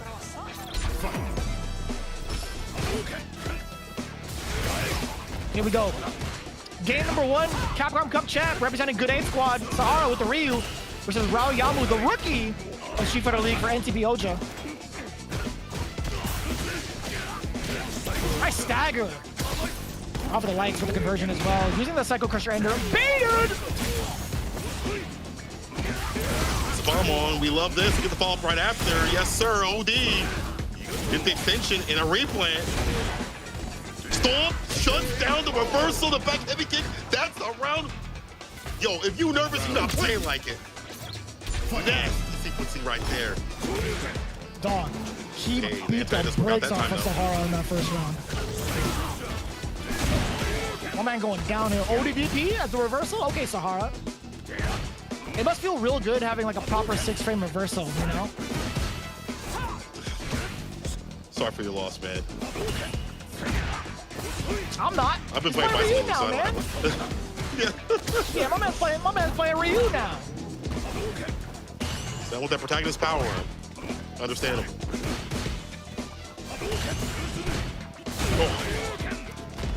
Again. For the corner, 4 fears. Plus frame city. Donkey kick the fake outs. Raoyamu not fighting though. Oh. Not the normal. He wanted to use stuff out. The drive rush attempt. Oh, man. Raoyamu gets it. Actually, no. I think Sahara survives by a pixel. This could be a little bit tough. Perhaps. A little bit more than a pixel. Why a little bit? Trying to walk up and say, too confident and interrupted. Yo.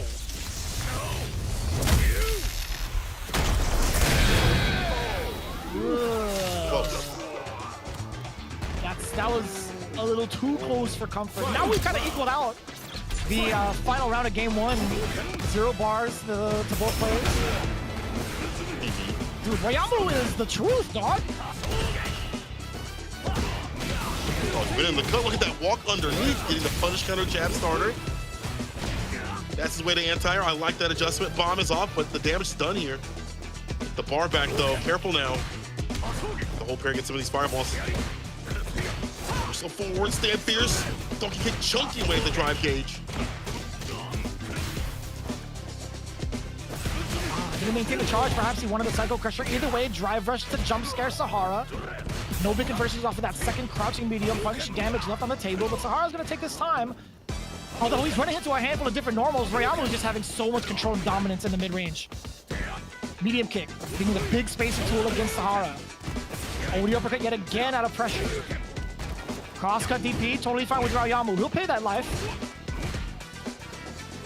Easily. See him holding his charge. Too many baits.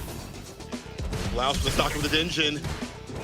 Nice game right now. Both in lethal territory. The trade. Ryama goes in.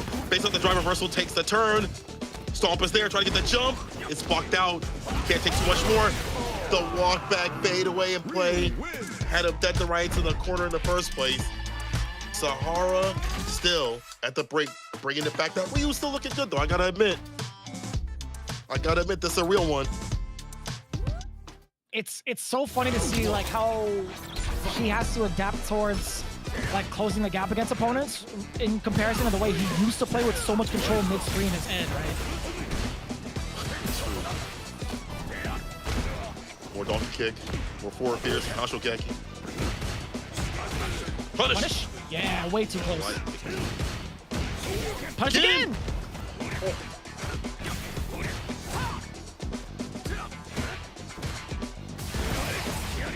Yeah, Ryamu's getting locked down in this corner quite consistently. Sahara's not giving him any sort of openings whatsoever. It's been 2 back-to-back errors and not the right call. Now he's spending meter to get out of the corner, but it's totally fine. He does get a little bit of a shimmy.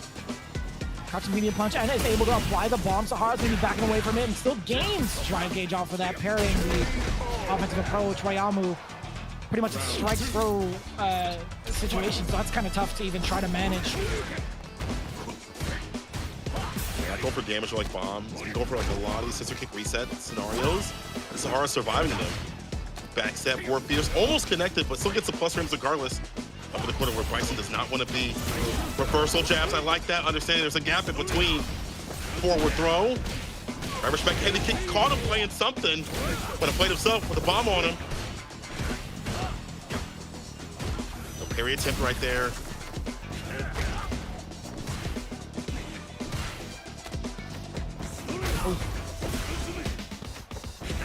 In hot pursuit, back-to-back throws, drivers again. No, that was a counter hit! Oh no.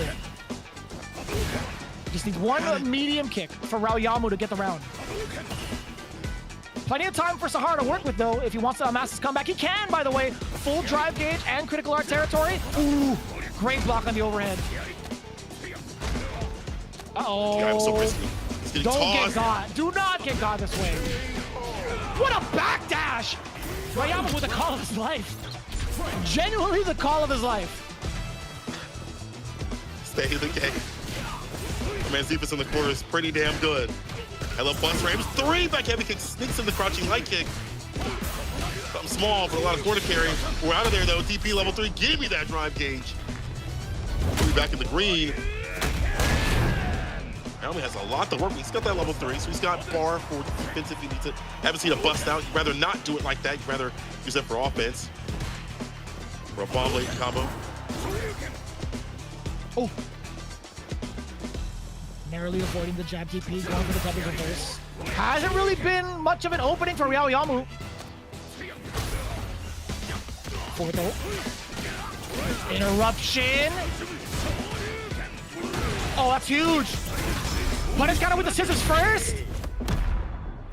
I don't know about the conversion, Cola. It's not gonna kill per se, but it pushes Sahara towards burnout. He's still got 1 bar of super. Okay, I think that's all right for Ryamu. I think going in OD Psycho Crusher, although if Sahara was buffering level 1, I think that smokes it, no? I think so. I feel like level 1 would have smoked that before. It should. I'd have to see that interaction. But at the same time though, maybe not the most optimal combo, but at least got the burnout to put in that scenario where he didn't have any drive gauge to fight with. Ryamu's got the right, he just has to put everything together. Like the whip punish is there, but no bomb right after, no buffer of that right after. Unfortunate. It's kind of hard though. A lot going on.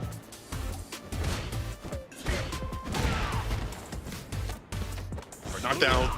Give it a toss.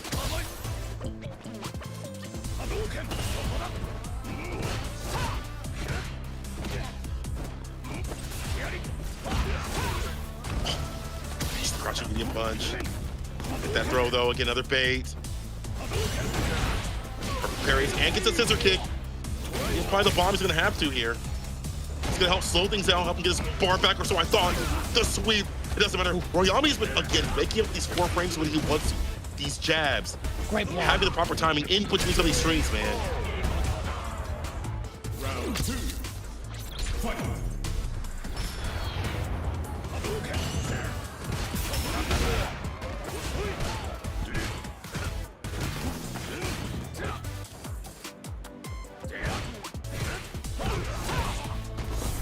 Still finding the opening down below, and this counter hit against Rao too.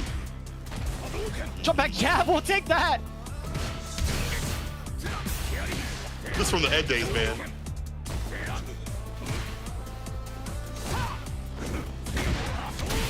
Ooh, skinny that! Level 1. You're still a throwaway.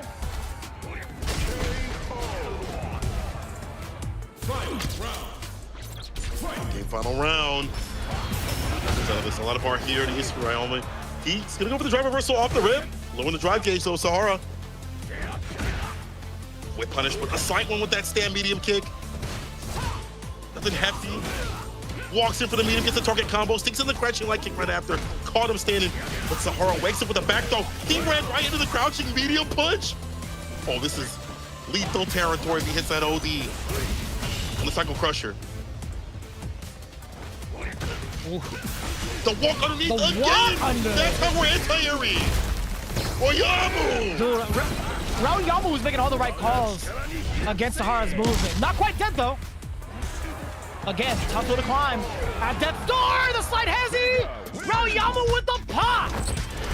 The low medium kick counter hit against Sahara, taking down the current Capcom Cup champ. What a debut for Nagoya NTPOJA Rising Star Rookie. What a beast. What a beast. I would love to know what he's saying. I would love to know what he's popping off with right now. He hit him with the the idea to walk underneath and jab things on the way down instead of going for a crouch fierce that might get jumped in on. The reversal jabs in between strings where he knows it's fake, or the reads against Sahara. It always have that charge to have the Cycle Crusher leave outside the corner. The calls like this, and when he can apply the back heavy kick also continuously and then sniping with a crouching light kick, these things all led up to a fantastic bout for him. You got moments where he's getting smoked because that happens. You know, you don't have the defense, you don't spend like level 1. Even like right there, like Sahara with neutral jump, maybe thinking level 1 was coming through. He's like, I'm gonna hold my bar for level 3. I want my damage. I want it for offense. I don't want it for defense in that way. And maybe the combo's gonna be a little bit more optimal here and there. Whatever. You took that W, dog. Damn. That is so wild to see. A huge difference in demeanor coming in from Rao Yamu's Bison in comparison to like all the other Bisons that we've seen like throughout this point in time. I think he's got such a good game sense towards like when he wants to utilize movement and predict when an opponent's trying to play a little bit more of like a control style game. Granted, there were moments where he threw out numerous scissor kicks that were going to be punishable, but taking those risks a couple of times over in case somebody was trying to like throw out a normal or even move forward, I get that. The punishes were light regardless too, so I think those are errors he wouldn't mind throwing into the wind. Very impressive, man. I am blown away. So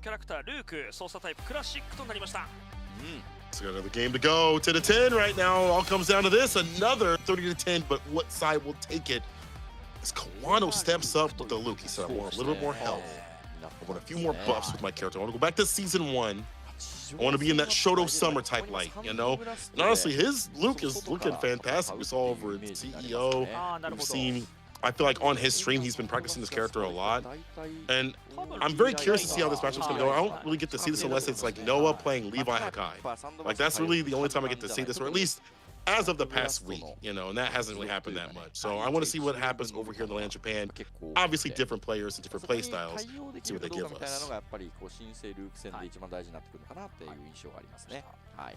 So I'm curious, so I have also kind of seen this a small handful of times between Noah and Levi, and also Levi's been kind of going through like the other characters that he has in his repertoire. But I guess in terms of like the way Kawano plays, like what is your opinion regarding like the matchup between Luke and Elena in this current season in the hands of Otani and Kawano? in the hands of at least Kawano, like from what I see from him, like so we've always known him to have like, especially with like Akuma, some of the best active defense. Like if Banshin has great defense in terms of blocking things out and chilling, Kawano just knows when to DP, ODDP damn near perfectly. I feel like he's like one of the best at doing that in reversal jab and wake up. You have a character that can survive more of those moments too as well. So I think his defense is good. My thing is in this matchup overall, even outside like the players and what they play, or, like their play styles, the medium range, I feel like it's kind of dominated a little bit by Elena, no? I feel like her buttons are really good. You have to kind of drive rush jab still. Like you have stand medium punch for Luke, you have light punch. But in terms of the range, I feel like Elena kind of claims that. However, Luke's fireballs are really good. And Kawano loves the fireball. He's good at throwing out the fireball traps and things like that, and spacing them out so well that it's hard to get through the myriad of fireballs that he throws out. And then if he gets a counter, it gets a knockdown at minimum, right? So he gets the space, the dash up. So with that being in the mix, I think if his fireball game is tight, he'll be all right. I think if that is the case, I think Otani's going to have a very difficult time trying to maneuver around both those things, the normals and the projectiles. I mean, Elena does have like maneuverability against like fireballs as well. There is like, It's true. I want to say, I think there's been a lot more players that have thoroughly adjusted towards like the animation of like Luke's fireball to sort of react and like jump it, or even like utilize special moves to kind of go through it. But at certain distances, it makes it that much harder. So we'll see if that's actually properly utilized from the side of Otani. My biggest concern is that I feel like Otani has not really progressed since the first time we've seen him. Like he was one of the most dominant Ken players in season 1, right? He won like a few exhibitions coming out the woodwork from Japan. He was held as like one of the Ken players to watch even in like Topanga League season 1 of Street Fighter 6. And then watching him play over in the previous season SFL, he didn't have like the best record that we were anticipating from him. But switching over to Elena, maybe this is his like redemption arc. We'll see. Wano, as he said, has a lot of experience in this matchup. I'm sure he plays Dogura quite a bit. Now getting the hard knockdown. Russ got the range of getting that immediate heavy kick. Saw the screen shake. You better wait and not play a button.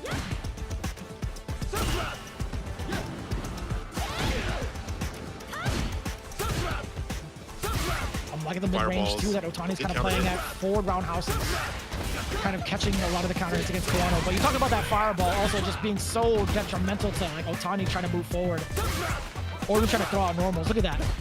All the damage primarily coming in from fireballs this round. Really is. Timing, interrupt. Kawano introducing that medium kick and poking. Simple Pokes got such a big lead too as well. How annoying this is. So maybe I was wrong about trying to react to fireball against Luke. Maybe I was wrong. Maybe it's just like certain players, I don't know what it is, certain regions. But I see mad people getting jumped on, and like mad Luke players getting jumped on in the America region. But, you know, looking at it right now, it's kind of tough, bro. I think it's the other buttons though. Like the stand kick is locking him down.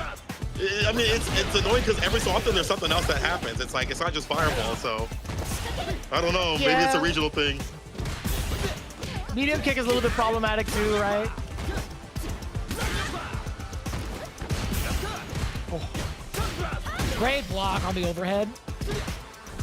Otani still trying to stick it out within the medium range. But Kawano, again, the big deterrence is that medium kick, right? And then right back into the fireball game. Otani looking to back up a little bit. There we go. The reason why he's backing up, he doesn't want his drive gauge to get chipped any further, but it gives Kawano the green light to move on forward. Not gonna green light into the level 3 though, just yet. Knew that wasn't gonna kill. Not worth trying to get the drive gauge back. More so to apply pressure instead. He's timing. Oh my god. No, y'all tech. Y'all tech. Y'all tech too. Everybody in the room, everybody in the chat, us two at the commentary desks, or our own respective desks, we all teched. That was nasty. Bro, Kawano is playing evil right now. Absolutely villainous. Evil. The way he is moving, the way he is switching up his pressure, it's like fireballs. And he'll just drive rush, try to go for like an overhead. Or he'll do like walk up light kick or whatever. And then you try to initiate, and then another fireball hits you, and you're knocked down.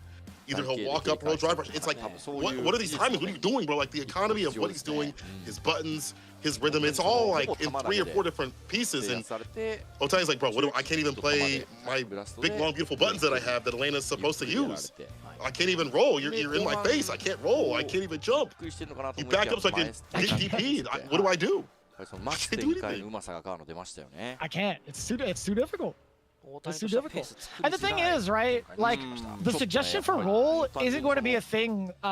Link Song doesn't have the type of projectile invulnerability that you would expect it to. Because Luke's fireball travels so fast and comes out relatively quickly, the invincibility doesn't kick in for Elena until like the 11th frame or so. So you're hitting double digits, right? You would have to do that preemptively more than reactionary. That's one of the biggest things that we also highlighted in the previous season when we saw cats like Kazunoko, sorry, who was it? I'm blanking out right now. Either way, the other Elena players in Division S. The other way. It wasn't Bonchen. It was dude, it was probably Dogura. Actually, now I think about it, it's either Dogura or Sakunoko. Either way, before I digress. Oh yeah.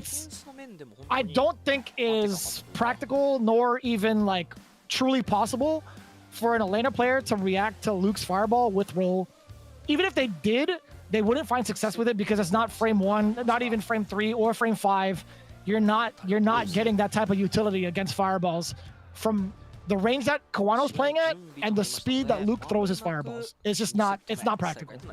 Genuinely. It's not. And I think on top of that, even if you try to make that prediction, it's hard because he keeps changing up his spacing, what he's doing with his buttons right after. It's never like, oh, he's in one spot throwing a fireball, so I can predictably adjust and throw it out like this. Kawano's just getting even more and more active to throw even more things into the mix. Like, he's playing this insane. Do we say to the Elena, or do we switch to the other characters that he has? Kicks it with Elena still. I'm surprised. All right. Baby, off of the neutral jump, just to check a normal, that was godlike from Kawano. That was kind of sick. Stand jab too, moving mad far. Luke looks so much fun this season, man. I'm not gonna lie to you guys.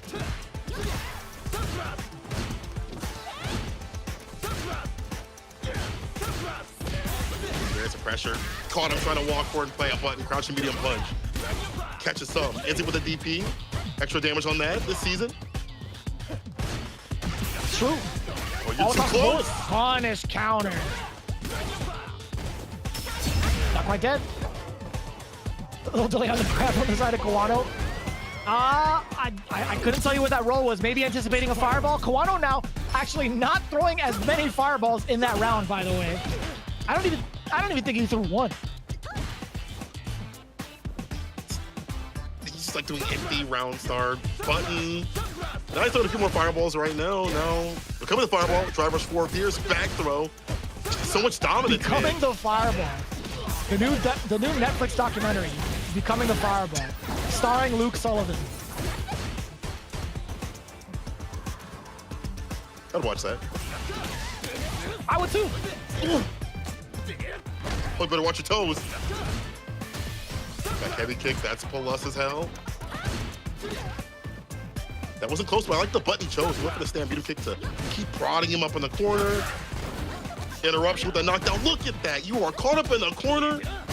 Miz is beyond lethal with one interaction. There's the jabs.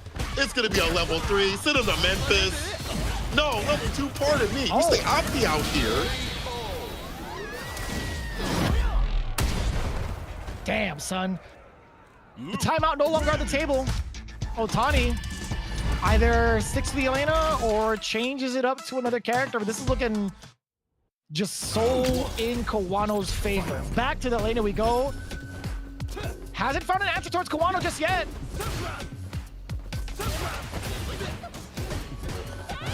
Man, I feel like the test has just gotten longer. He hasn't found answers, and the test just keeps adding more questions. Kawano, game point.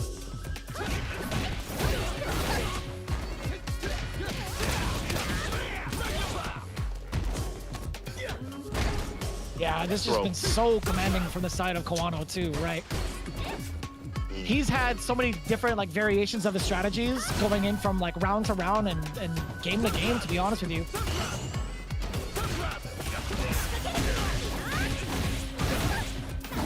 Corner, horn. As soon as there's a wake up again, Kawano is one of the best at busting out. It is so hard to read what he wants to do. There's a button or ODDP, hits a stand fierce to the fireball. He is chunking away the drive gauge and soon the health. The counter rate does help out here for Otani. Stop backing down. What the fake out? Okay. Stays. Yikes. Pressing before Otani could press, able to recover in time to stay fine, get his button off the jabs. It's set point for Kawano. Yeah, I mean, a lot of the things Otani's been trying have not been working out. I think that previous round was the closest he's had to actually being within contest for Kawano.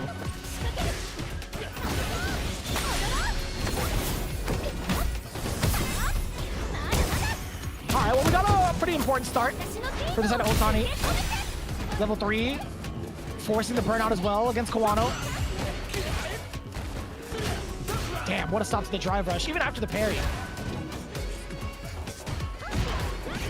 And Punish counter. Ooh. Oh, that's huge. That's huge for Kawano. Touching grass hit again. In lethal territory, by the way, with 2. Overhead! Oh, no. Right above the noggin. Otani, despite getting that level 3 out, it wasn't enough to intimidate Kawano. Couldn't score the knockdown, couldn't apply Oki, couldn't even get corner positioning. Ouch, man.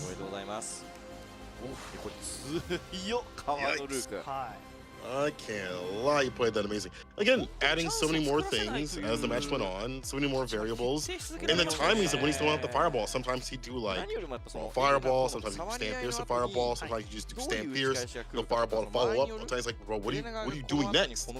If you do the fireball, I get knocked down trying to play a button. If you don't do it, I can take back my turn, but it's too late.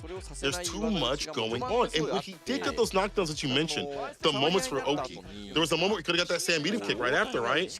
Bam, ODDP. As per mentioned, Kawano is one of the best at hitting those reversals on wake up.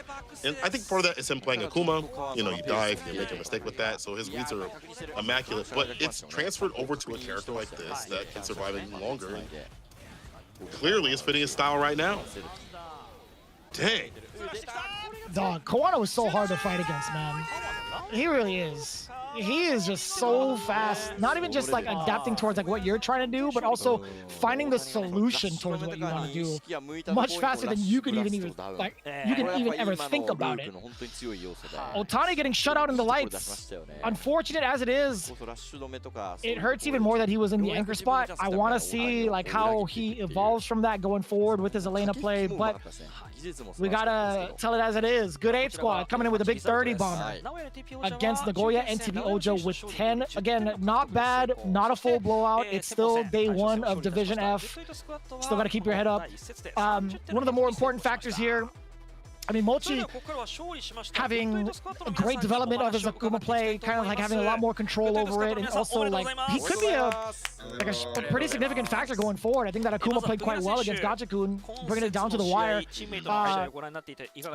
Great intel coming in from Raoyamu, taking down Sahara against his Ryu. I don't know if it was like a Ryu thing, but still having the nerve and still like the composure to take it down against the Capcom Cup champ in his first ever match, his debut in the Division F. Super important. And we haven't even seen Seiya play yet as one of the more powerful Chun-Li's in the roster. So still a lot of potential coming in from NTPOJA. That's true. In the reverse, though, today's squad has a lot of potential on their side of things. If Sahar can get his Ryu perfectly right, might be difficult for the other players out here. I mean, there's definitely some things to clean up. I know he knows this, obviously, as well, but it definitely looks like it's a fully formed one. It just needs to add a little bit more in terms of closeouts and things like that. But I do think that this is a good select for him. He has that Shoto style in him. And Pugera, we don't even know who he plays, bro. He did say he was testing Viper. He said for CEO to be the vice in the jury.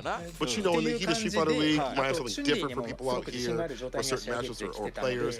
So I'm definitely curious to see what he's going to be running when he does appear, when he's able to play. The team says, Graham himself, excuse me, says, the team was really good. Dutchman had a good start. Sahara was unfortunate, but his moves were good. Kawano was fluid in his moves. Kawano was moving and moving. My man was foot on butter, bro. That's my man just gliding around. All right. Kawano, by the way, said tries the Atlanta pick. This is previously. Shoes on butter. Anyway, Kawano was fluid in his movements. You saw it in the matchup. Yes, you saw it in the matchup. How movement-based he was. Yeah. Sorry, I'm trying to keep my composure here, man. I'm trying, man. No, you're right. I think just the strategies implemented, I think that was like really well composed from the side of Kawano, right? Like having the strategy prior towards what Elena wants to do, and also like forcing Otani to adapt faster than he could really process it was top notch. I think just Kawano already had the perfect intel on Otani. There was nothing more to kind of emphasize. He just had him downloaded before the match even started, and it felt like that. It genuinely felt like that. They're also a little bit confused about Otani's pick. They said they were thinking about the order. They said they'll be ready for anything. Ken, Luke, Terry. Which Otani does kind of dabble back and forth with in terms of like the Shotos. They're not ready for the Elena, but they were ready for the Elena because Kawano had tons of practice against that character and also how to play against that person. Gotchkun says, I was confident in the matchup. I was able to practice against Tosu. Really happy for the win. I'm guessing he means Mochi. There's a litany of Akuma players out there in Japan that still play the character, like Eita especially, who is still rocking that character. So you can go anywhere and find Goki practice. You know, that character is going to be everywhere, I think, in Japan. Yeah, I mean, like Tosu is also another like Akuma player, so he was able to get that practice. Gotchkun's always like looking for sets, and he's very open about his practice sessions on his streams. Like he does a lot of grinding, also offline on his CFN. I think he's one of the few that don't necessarily do any big like grinding matches with like a secondary CFN. But proof is in the pudding, man. Gotchkun has definitely had a lot of practice against a lot of different players, and he openly shows it off. CSR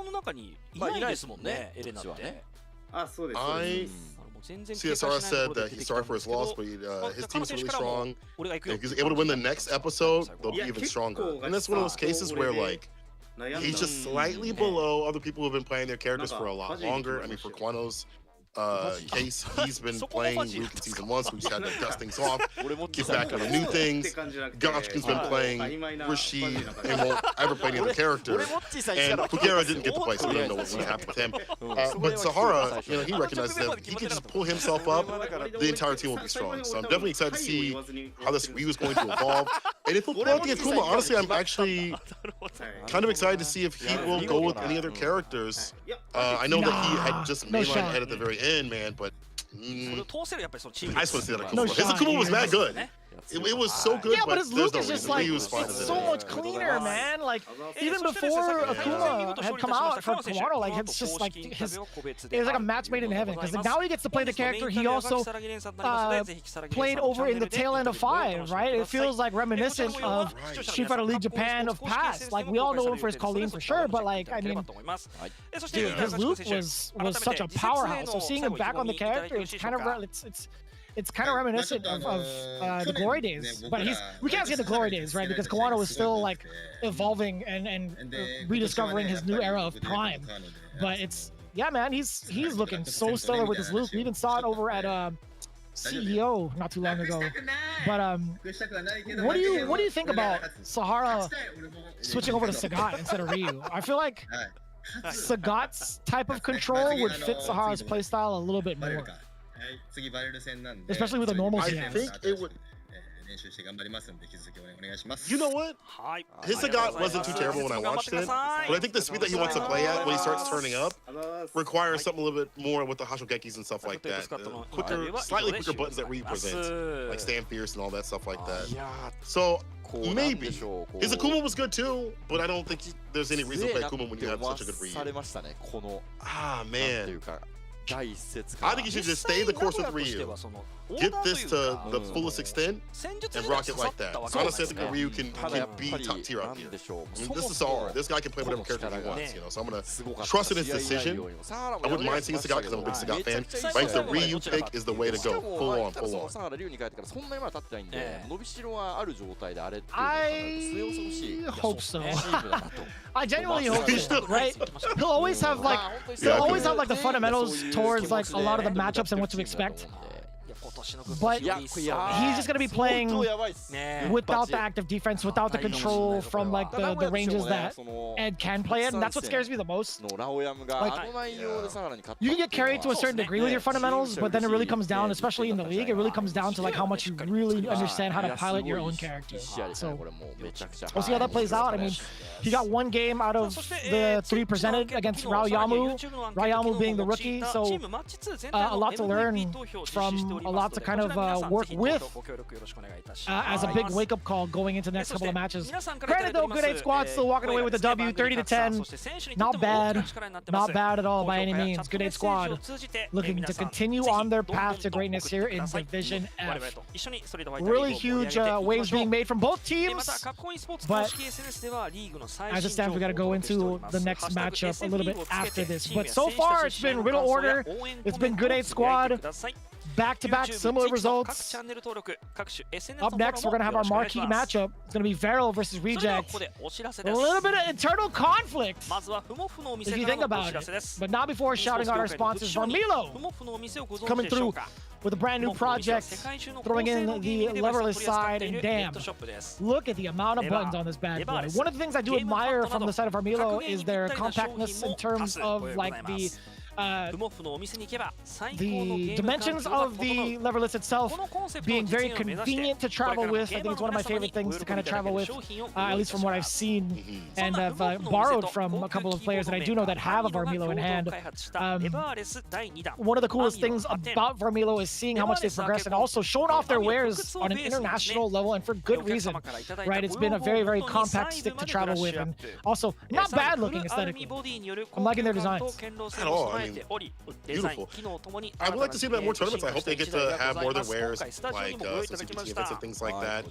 Seeing that Evo was super sick, you can see it right there, as you mentioned, the millions of buttons. I might have to play some other games with this contraption because I don't know how you use all these buttons for a fighting game. But the fact that you can have like the variants and will fit, it feels like anybody's hands because you have all these buttons. It's like a great idea. It's like, okay, cool. If you have a bigger hand, maybe you'll move your hands much more to the right. You have a DI button still as well. If you have smaller hands, you fit it elsewhere. So maybe having extra buttons is great. And they have the ability to be able to just pop it off. That again, they had to have had somebody that's a fighting game person, or many people be like, hey, this is what you need to have on your controls. This is what you have to do. Either the person that owns it, or they know a ton of people, they've consulted with a lot of people, and maybe a combination of all that. You can definitely tell that they care about the FGC, having things like that where you just pop the buttons off instead of just opening it up and then trying to pop them out the old-fashioned way. That's amazing. Yeah, I gotta eventually pick one up for myself and test it out. But on the other hand, too, one of the things I am looking forward to is seeing how the Regza stands up to every other gaming monitor so far, right? They have had so many specs and also a lot of, I want to say, like, I've kind of looked into it a little bit. It's been climbing up the ranks lately, and it makes it for an excellent sponsor for Street Fighter League Japan.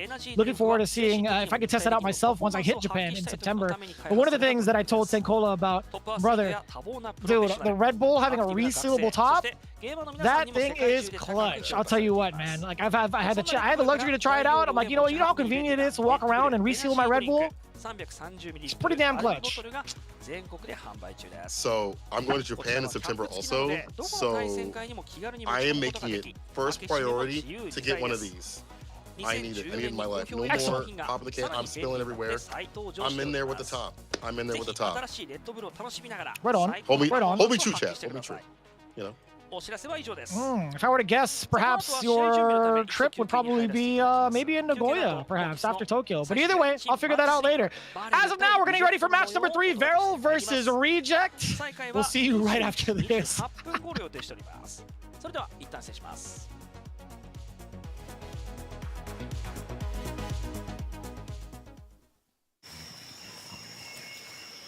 ゴリラとソルダーレジストは似ています。たくましい筋肉と骨格を誇り、戦わずして群れや仲間を守るゴリラ。絶縁陰気ソルダーレジストはミクロの薄さで強靭、湿気や熱、衝撃から世界中の電子基盤を守る科学。大切なものを守る強さです。太陽ホールディングス。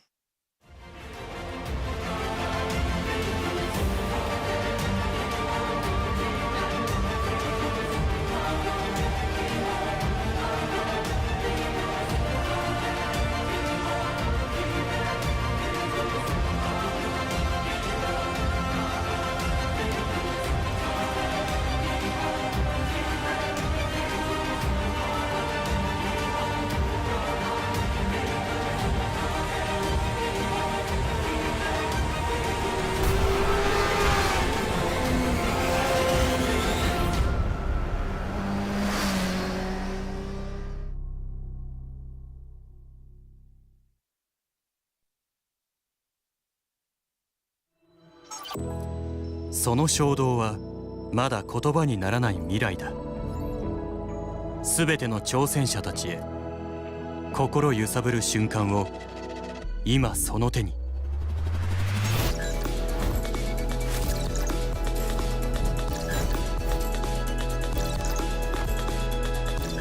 ジ・アザーリアル。踏み出せその場所へ。ガレリア。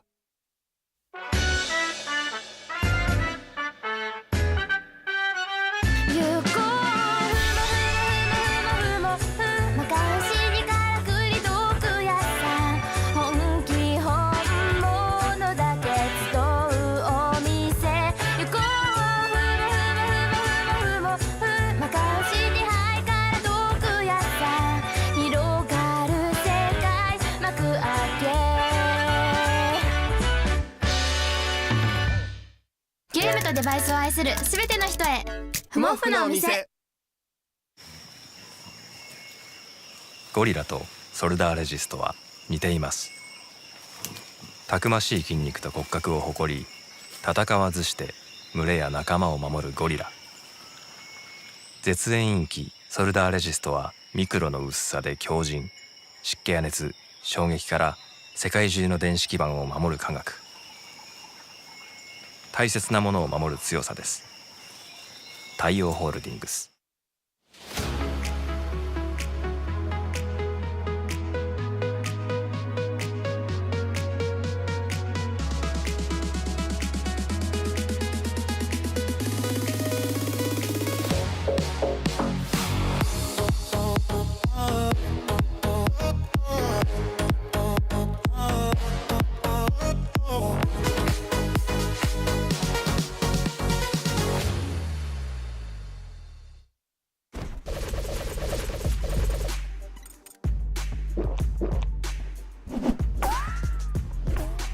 レッドブル翼を授ける。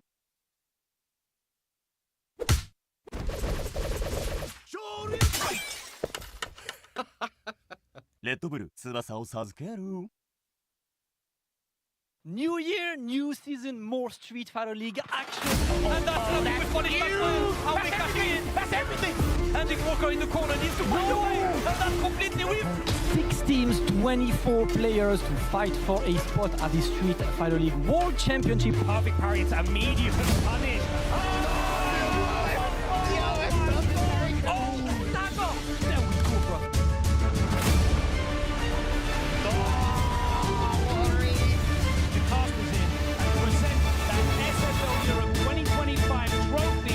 Our back-to-back champions NIP.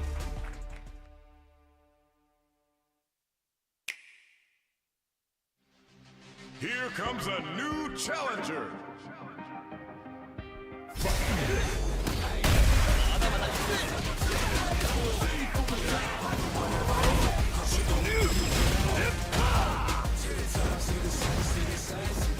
World Tour. Fighting breath.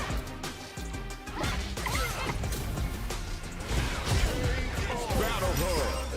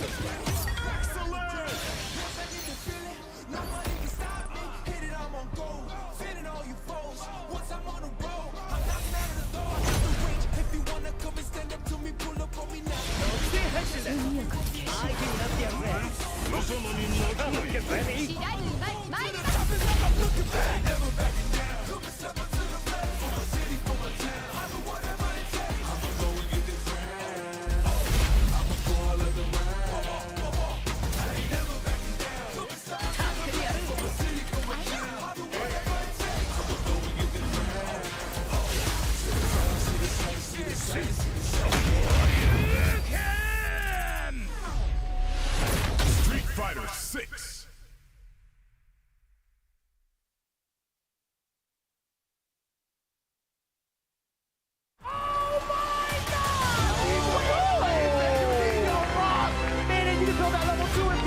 Pop him up and send him back into the power.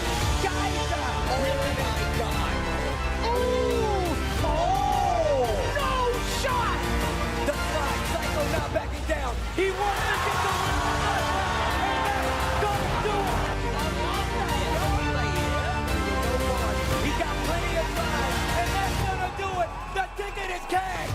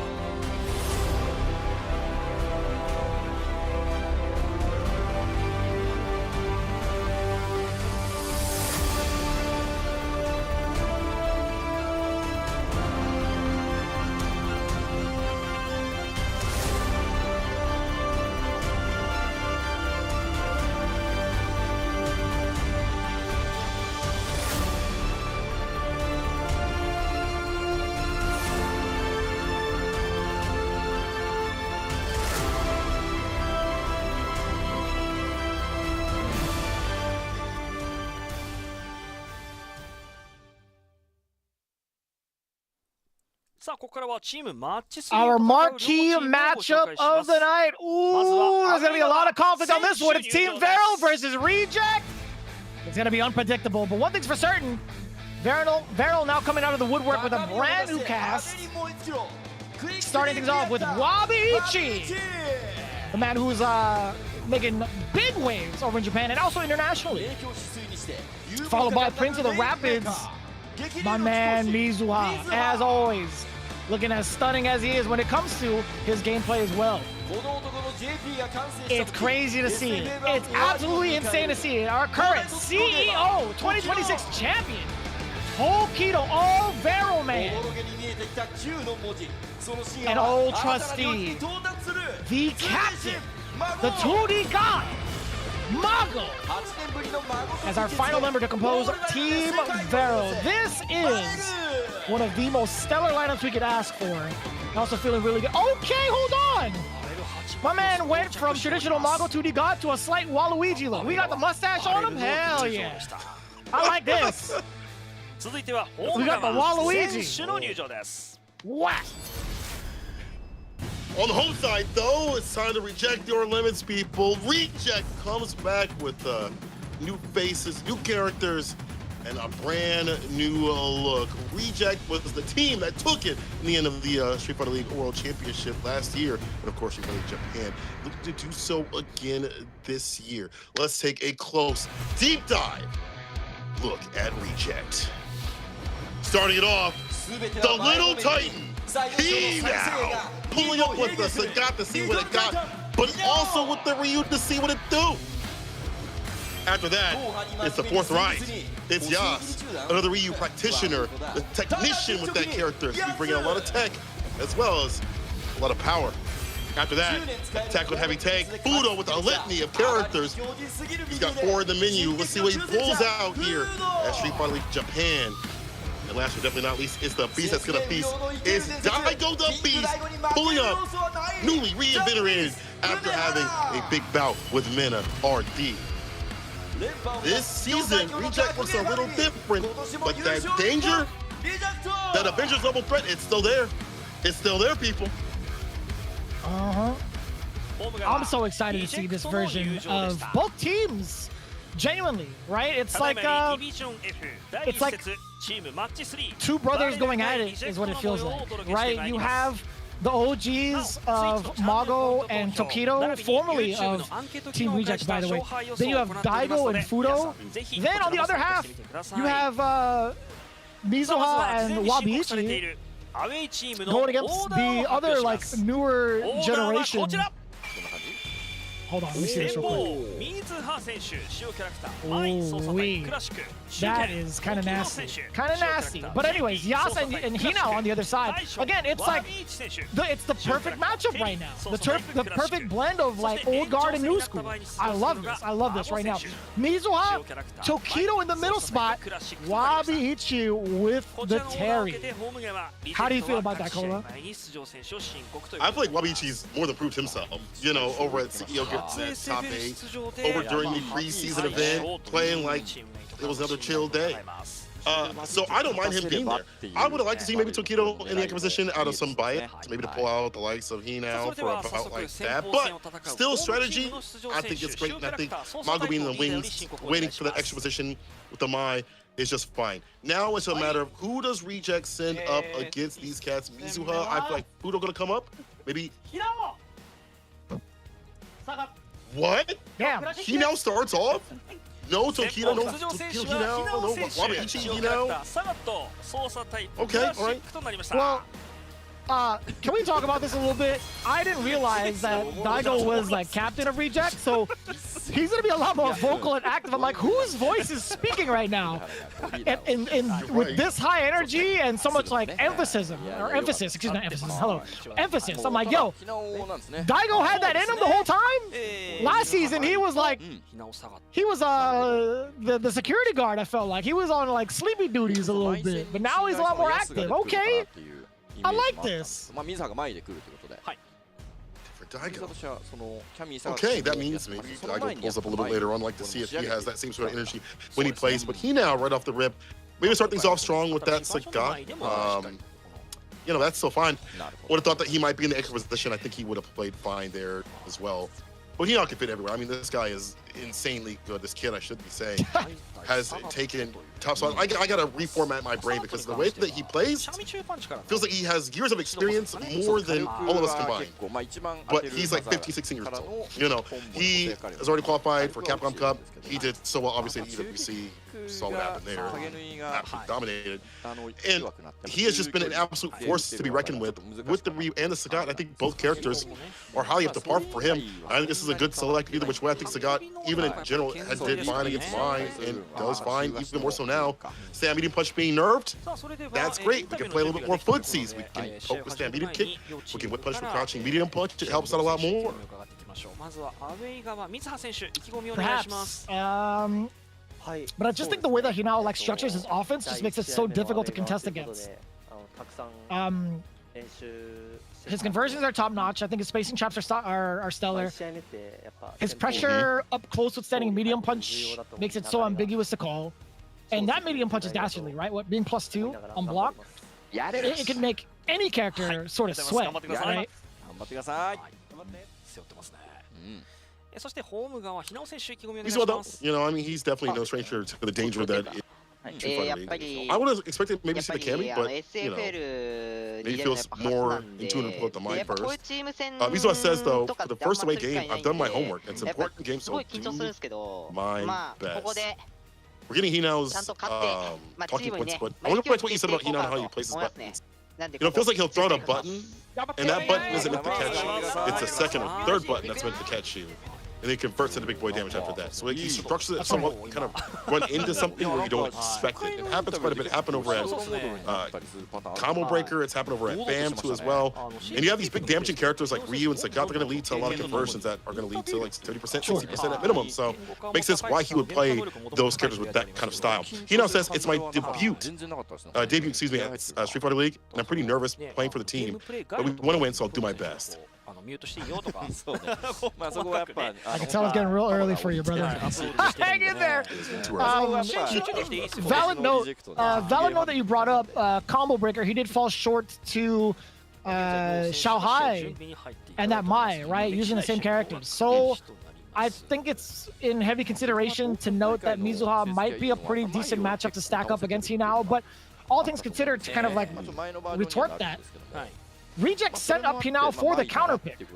So I'd imagine he has a lot more in store for the way that Mizuha wants to play Mai and how he's further developed countermeasures against Mai. And now we get to see it fully fledged out and fully fleshed out here for Street Fighter League Japan. First match, you know, Mizuha. See, you play one button, it's the second button. That's a trap of Hinao. Commercial corner already. I mean, the ODDP rip. The back throw, Mizuha has him up in the corner. Just in the right place at the right time, too. I like the way he disrupts with the Tiger Knee, though.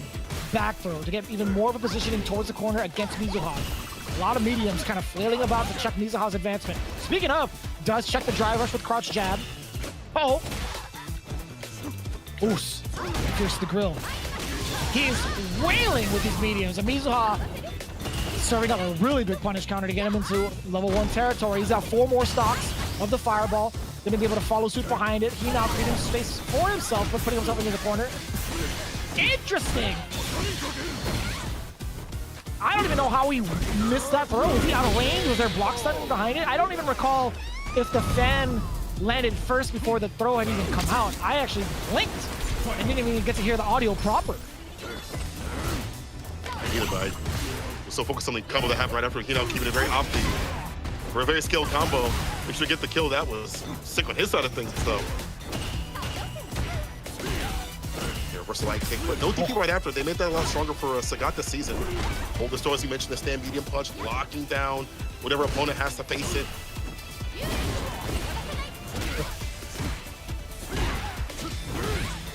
Counter hit, yes sir, into the Nexus, DP. Overhead, that was mad delayed, and that was a counter hit against Mizuha. The knee, hella damage, dear God almighty.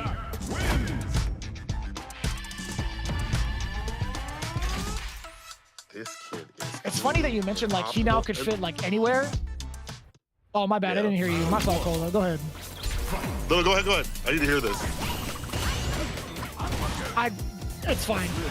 it's totally fine. We're going into the next. I already gave you the floor. The time is up. Time is up for both of us. Mizuha in control now. Off the corner though, looking for that knee possibly, or just a jump out is fine. It's too well. But at the range, caught him trying to jump with a forward heavy kick. Heavily charged DP. Look at the damage of this character. DP preventing Mizuha from getting any sort of momentum after escaping the corner after that single hit.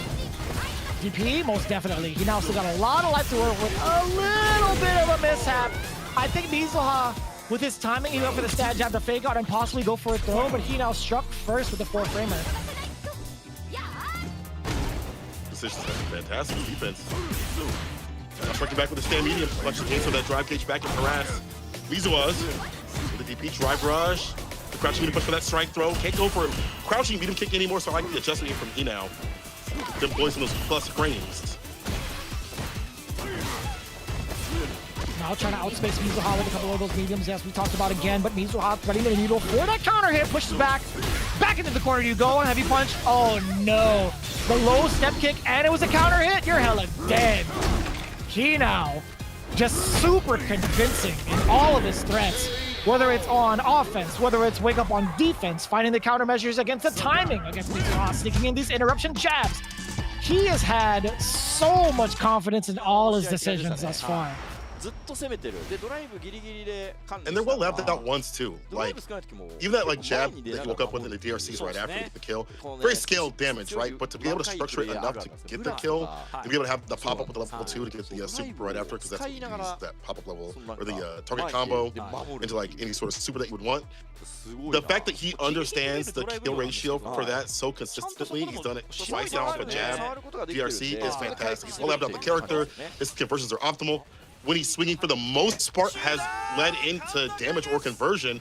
There's only been maybe once or twice where Mizuha was able to like back up land like a heavy kick or something else, whatever. But then, you know, be like, okay, cool, I'll throw out maybe a fireball or drive rush for a light kick or whatever. So much variance coming through in terms of offense. He now is just like, how do you, I wish I could play it like this, man. Convert all the time, swing all these buttons and not get punish countered all the time. You just got it like that, man.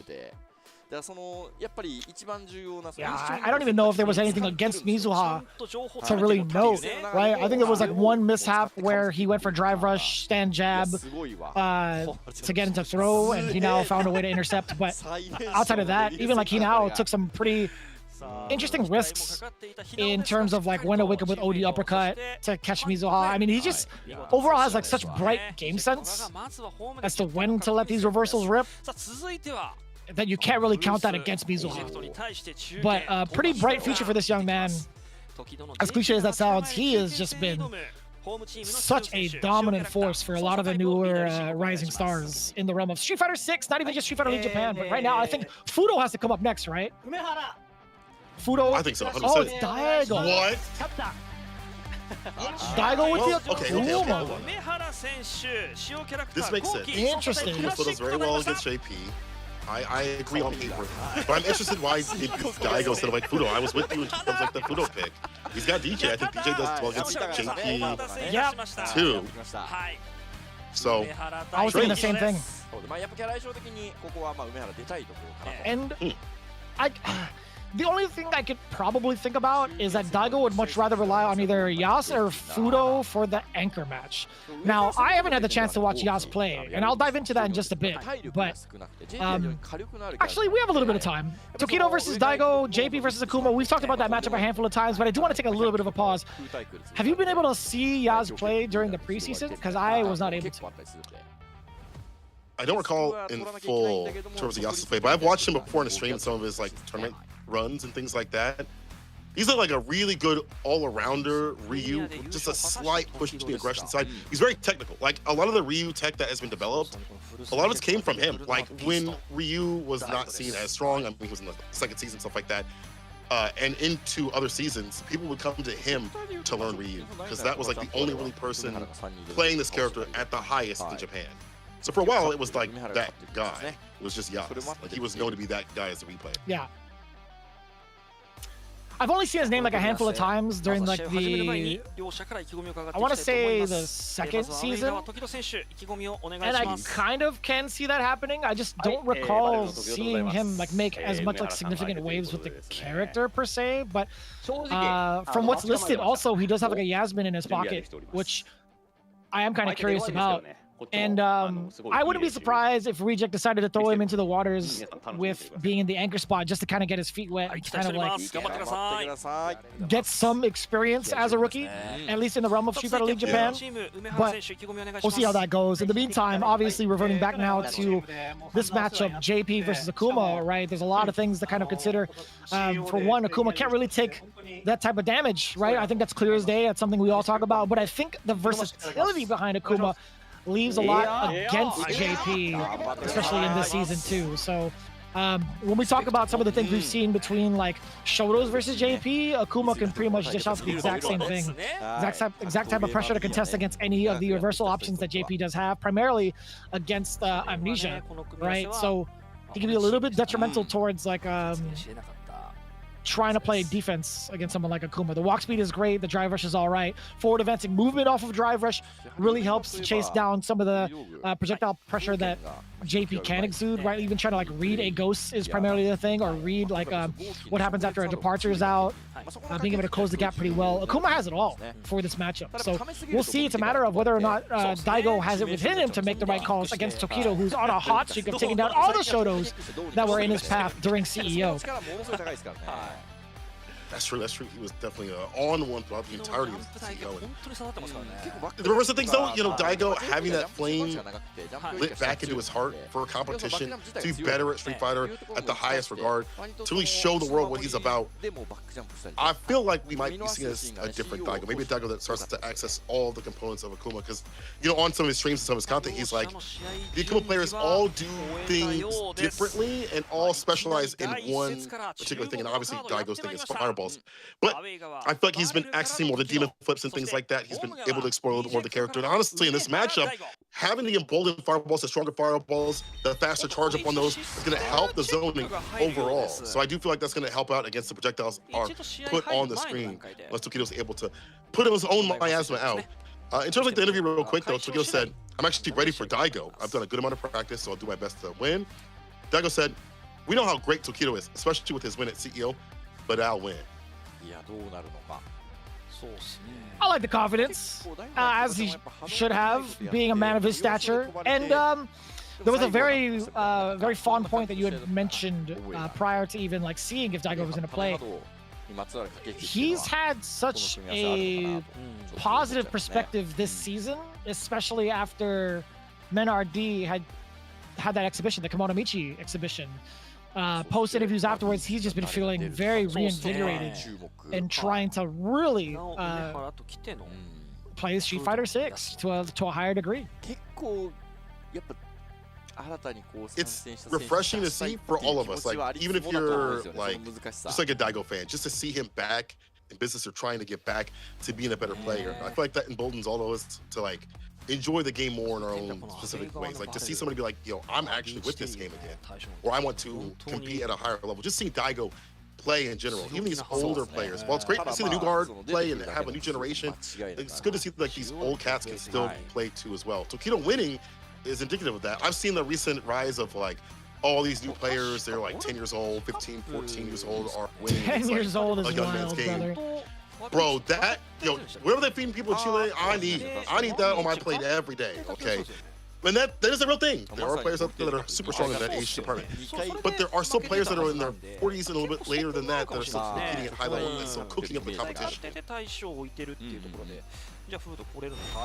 It's wild. I mean, that's happening right now in the Latin America region when we talk about like the age range of players. Something's in the water down there, man. Whether it's in Chile, Dominican Republic, those guys are wild. But let's bring it back to Japan. Now we get our second match of our team battle. Tokido versus Daigo. That's right. Push some projectiles. Tokido, the preemptive stand medium to stop him. Try to let him leave it all. Again? There. Jesus! Lock what kind of control is this? My man Tokido is, well, now folding like a cheap suit a little bit. I take it back. Daigo, actually with a slight lead, a little bit more control from his side, right? Being able to throw out some of these fireballs within mid-range and also a little off the mark. Different fireball angle than he wanted. That is for damn sure. Talk to meaty fireballs you mentioned to dissuade the amnesia and the DI for the death of Tokido for the very first round right there. Smart stuff. Not letting him get no level 2 activation at all. Nothing on block for a side switch. None of that mix. Daigo takes the first round. After what felt like Tokido being in full control, yo, sit that ghost down. I like that. Amnesia doesn't suffer too much in drive gauge depletion, right? He actually parried the first one. How did that hit? What normal did he clip? I don't know. That heavy kick was deep. A touchdown. Tick throw. Only fireball for the plus frames. Trying to walk up throw. The DP. No level 3. It don't matter. The walk back 6 frame. Daigo is playing insane right now. He said, don't talk on my name. He's like, that's what happens when you leave us, bro. You thought it was gonna be sweet on the other side? Listen, man. Even with Daigo, just because the wrapper is wrinkled don't mean the candy ain't sweet. There's a bar. Like that. TP, you know it. Forward throw now, Daigo in control. Just outside this range of the medium punch. And Sam Pierce as well. You can place these fireballs now, introducing that crouching kick, lurching for a little bit. Departure set up, no Pierce is necessary. Just want to get that control back in his hands. That's what you need with this character, is departure for the control. That's the best move for this character, one of the best moves in the game. We lock him down. Daigo just waits, places fireballs. That's kind of tough, safe jump setup. Are you kidding me? That was actually mad smart. Really deceptive, but mad smart. Especially with how high that dive kick was. Oh, you're eating mad damage. Yo, Daigo bringing it all the way back. What a call out. What a way to steal your turn back from Daigo. Watch out for this Diana. Don't do it, old man. Damn, that killed. Jesus. Okay, hell. Daigo, though, I do like the ideas on defense there. Taking back the turn. Umi show you. This throw. Up on the fireball. Tokido trying to avoid. It's hard for him to, again, employ his own projectiles. So that's what you see a lot more normals. A little bit uncomfortable for JP. Back throw. Pierce meaty, but Daigo's willing to block that out. Playing so patiently.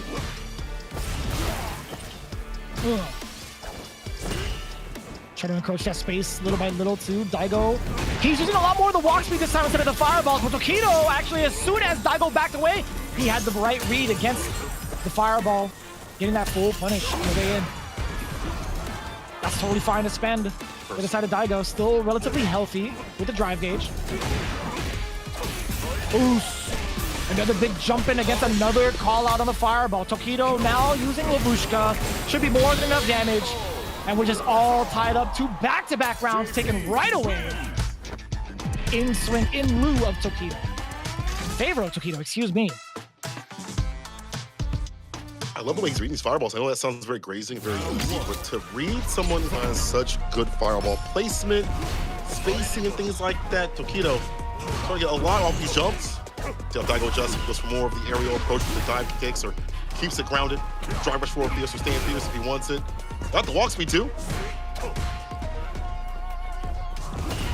Yeah, it's been very ambiguous so far as to when Daigo wants to throw these fireballs. So for Tokido to make back-to-back reads was rather impressive. And now it's even more ambiguous, right? Daigo actually hasn't really put himself in positions where he gets whiff punished from forward advancing moves. Tokido has actually been looking for that prior to this situation here, right? Departures to kind of apply pressure from full screen.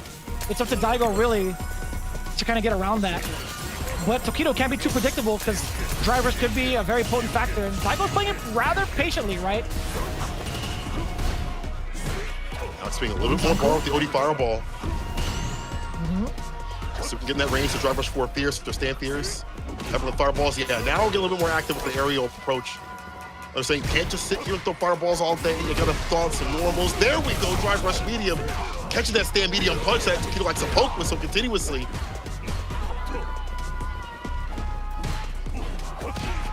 Now puts himself in the corner. Now Tokido has actually so much control, but it's the standing light kick counter hit. Daigo just 2 steps ahead of Tokido, unlike this. Match point now for the Lord and Savior. Getting a fireball there, but again, I like this variance here from Daigo. Even better though, perfect parry. Finding another way around the fireballs, just as at the departure. Lock him up in the corner, and that's what we're looking for. Forward heavy kick. Departure after this knockdown, no, we're going for the safe jump setup instead. Level 2, trying to find an opening. What? Oh, yeah, instant overhead. I think that's what caught him. If I'm not mistaken. No, you're correct. You're absolutely correct. I thought Daigo had actually blocked that initially, then I saw the rest of the ghosts kind of like lighting up Akuma. Pretty much dead even. Tokido bringing it right back to Daigo's doorstep.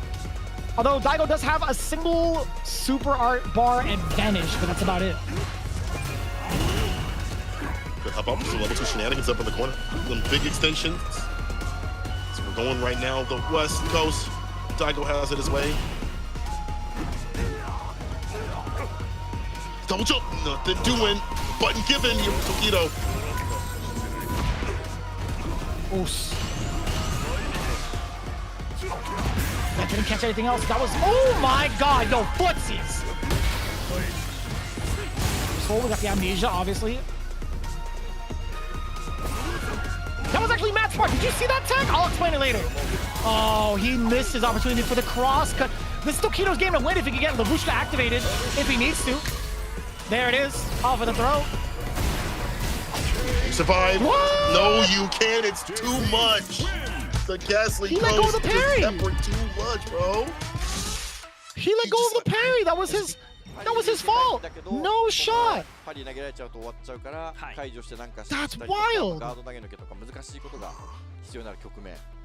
I blame Inconsiderate Raccoon. I'm telling you, man. I blame him in the chat wholeheartedly. That's my boy and everything. But if you wanted any more proof that this is live, I'm blaming Inconsiderate Raccoon in the chat. He's like, every time I show up, Daigo loses. I'm letting you know right now. That's crazy, son. How did you do it? All right, so real talk though. I'm gonna bring it back a little bit. Okay, yeah, talk. The tech that Daigo used against Amnesia, he did for the timing, medium punch target combo into DP, so that by the time the DP comes out, JP is in block stun, and also Akuma's mid-air, so it knocks the character far back, so that Tokito can't convert, right? He'll still be in block stun. He won't have enough time to like dry rush forward to convert. That is mad smart. You're taking minimal damage off of that. Doug's always been one to find, like, and use, I should say, like, very unique tech in matchups, but this right here is just so unfortunate. There's a run where he could have brought this back, holding parry, making the right decision, maybe like a level 3 in between one of those strings or whatever, or after everything is over, catching a tech. I don't know, but man, that is unfortunate, bro. That is just sad way. But Tokito's gonna take that. That's 10-10. Yeah. That means no extra match. Wabaichi. Man, come on, guys. Let's get some like, I want some tiebreakers, dude. I want to see some extra matches. Genuinely, I just want to. Oh, Yas is coming up. Okay. It's Ryu? Okay. Oh, come on, guys. I really wanted to see Yasmin come out. Yasmin was listed on the website. He has a backup Yasmin, but Ryu versus Terry, all right, I respect it. Classic protagonist battle, you know. The character that has led him to success.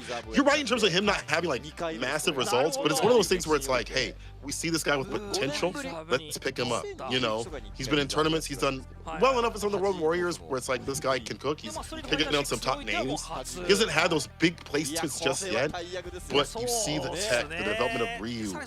He's not quit the character, he's stuck with him. He's been the source for a lot of information for the character overall. And it's like, this guy has got the potential. That's kind of Reject styles that they see a lot in like players like Taco, for example. Obviously he now, and they help build them up to get them where they are. Same with Varrel, honestly, they're the same with Wabaichi. You know, seeing the potential in him. Like, I think last year we kind of talked about the new generation, and I remember Wabaichi, Suichi, and a few others were like the younger players that were looking to be in Street Fighter League.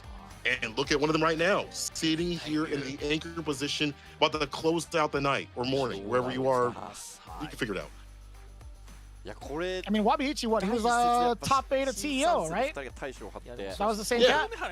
He was definitely within range of going quite far. I feel like from a lot of speculation going into CEO, and he nailed it. I think that might have been his first international presence outside of Evo, I think. I'm going to double check that before I misspeak on his name. But Wabaichi, a pretty significant factor for Japan. Let me take a look at his overall presence.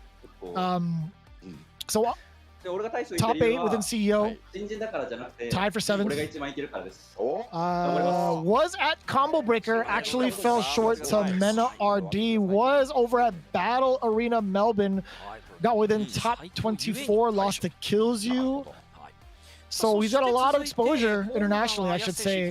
But I think it's more so this year, if I'm taking a look at his results correctly. 2025, he didn't leave Japan. Yeah. Yeah, that makes sense. I feel like I never saw him outside of Japan I think he's only been in Japan like online stuff for World Warriors. But yeah, this is his first year for travel, and to do this amount of work within the first 3 tournaments that you've been at, not too dang bad. Wabeiichi said, "I've beaten Yas in the past. Why'd he come for me? By the way, I'm the anchor because I'm the strongest on the team." You know, he's always been a showsman. If y'all saw Good. you know that. Good. You're a little crazy. I like that. I do too. I need that You're a energy. funny dude. I need that exact energy coming in from like the SFL Japan rookies, right? Takagi had the same type of demeanor, very positive, very outgoing, very loud in a good way. He made his presence known and he did quite well for himself last season. So I want to see that continued on with Wabeiichi. You see how Wabeiichi plays. I mean, we saw it a little bit during the preseason. Obviously, we've seen it where it's a very aggressive, active Terry player. Just like a really good bulldog type of style. I feel like that's kind of the young generation, how they are in a generalized area and how they play. Yeah, on the other hand, though, and all around, and when it comes to the what it do, it's the final match of the night, people. Wabeiichi and Yas, VARREL, Reject. All comes down to this. Let's get it. Already a quick stop to the driver's approach. Yas. And now the throw bait. Everything is coming together. He's scheming. One sequence after another. Can he go for a third? A trade to back him off is Wabeiichi. Roundhouse to kind of clear the space even more so. Wabeiichi getting a little bit more room away from the corner. Yas actually heeded the warning. Doesn't want to get got with any counter hit normal. It's careful. Stand fierce, crouch, immediate punch. Give him that stand light kick. All dangerous propositions. I thought that'd be close enough. But Yas is keeping it contained up in the corner. It's with the DP, frame kill, the throw. Yas takes it pretty damn dominantly. Fucking all that smack, but Yas was in a good mood. Yas is telling the Pierce. God. Did you see how much damage that does to the drive gauge, Cola? Just back-to-back heavy punches just straight to the gut. Even if you're blocking, it's mad damage. Oh my lordy. I like that too. The option to like the parry immediately into the drive rush is so potent against a whiff donkey kick. Gets on the cover, yeah. That's a pain in the butt to get to. Oh, you can fake out, still in there. Perfect carries a second button. Red like a book, and I like that level 1. Drain the drive gauge. Get the lead there.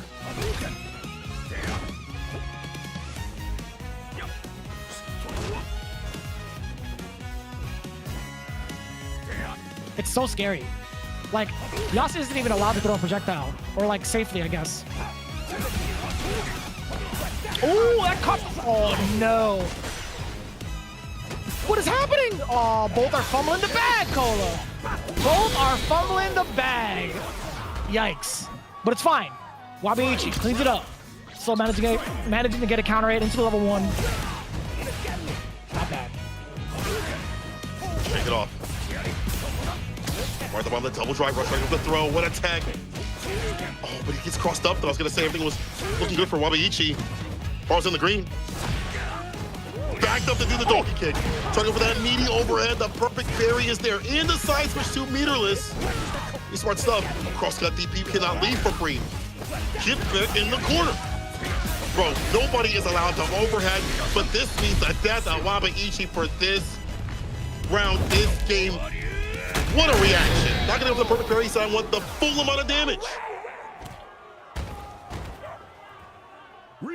Nice recovery from the side of Yas. That could have been his round earlier, right? Had he gone and maybe dumped out the rest of his drive gauge, build up a level 3. Still managing to salvage the situation. Totally fine. Yas looking to maintain control off of that lead.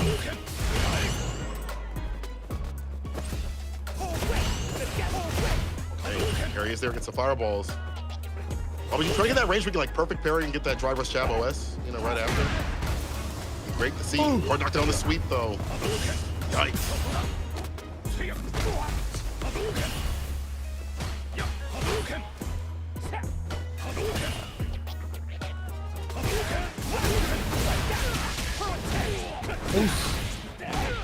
Being able to start the fireball. Whiffing! Oh no. Mistiming the overhead. Yas woke up with roundhouse for the punish counter. demolished. Uh-oh.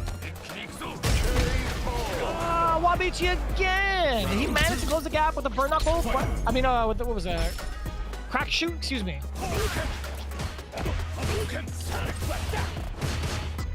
It just feels like he can't get that defensive gauge right after now. No, it was a burn knuckle. Okay, Yas played a button dude, after that. it's 6 a.m., man. I'm like seeing things at this point. I'm not gonna lie. I had it right the first time, and I'm like, wait, did he crack kick? Am I tripping? My fault, dude. My fault. Holy! It's all good. The DP, brand kill. No button. Actually, for Yas to play a button. ODDP right back up in the corner. He's going to spin that bar to keep him caged up here. There's a perfect parry that he wanted previously. Yeah, that option's like getting a lot of mileage out of Yas being in the corner too. Or so I thought. Yas is slowly pushing himself back out. Excellent confirm off the forward roundhouse. Hella damage. Starting off with the roundhouse. Oh! For the carry and the Oki, I should say. No way! Stolen again. Ugh. Yas, more like ya nasty. He threw out the DI as if Wabiichi was above 40. That's... People get put in jail for less. Yeah, I'm just gonna let you know that right now. That is a driver DI is crazy work. To catch that on a young cat like this, and honestly, Wabiichi has really good reactions. I've seen him react to DP with DIs with supers. I've seen him react to a lot of things with the quickness. But this match, it feels like he's a little shaken right now. He's not able to get his game plan going. And when he wants to ride it back with a parry, he is caught for filth continuously. Like, Yas just pulls back his buttons. He's like, cool, burn yourself out. That's exactly what I want you to do. 2 games straight, Yas is cooking up, apron on. Ooh. So the last, that last instance, Wabiichi was trying to parry the drive impact. Am I calling that, or was did I see that correctly? Like, he mistimed his opportunity to perfect parry. He burned himself out and then got clipped with the DI, or was I tripping? Because I heard multiple sounds that made it sound that way. It made it sound like that was the sequencing, but I hope they put that in the highlight for the replay, because I want to know exactly why he got caught by that DI. I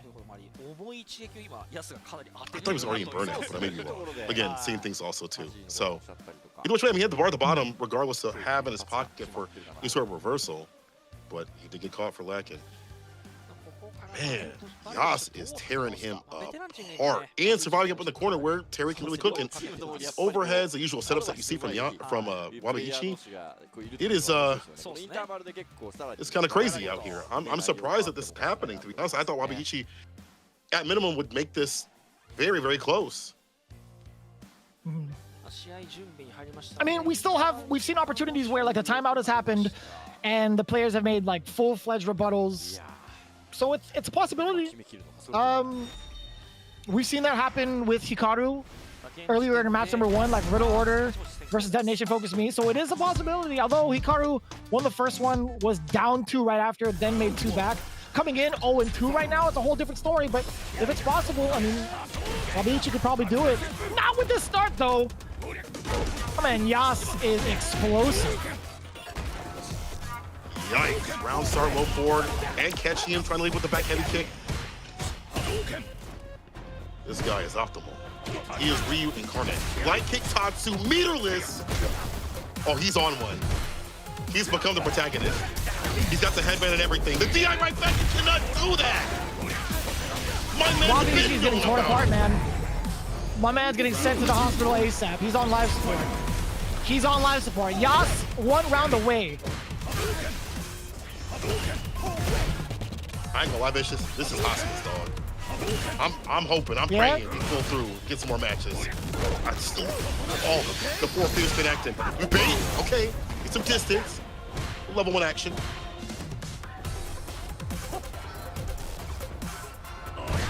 Let's take that rebuttal.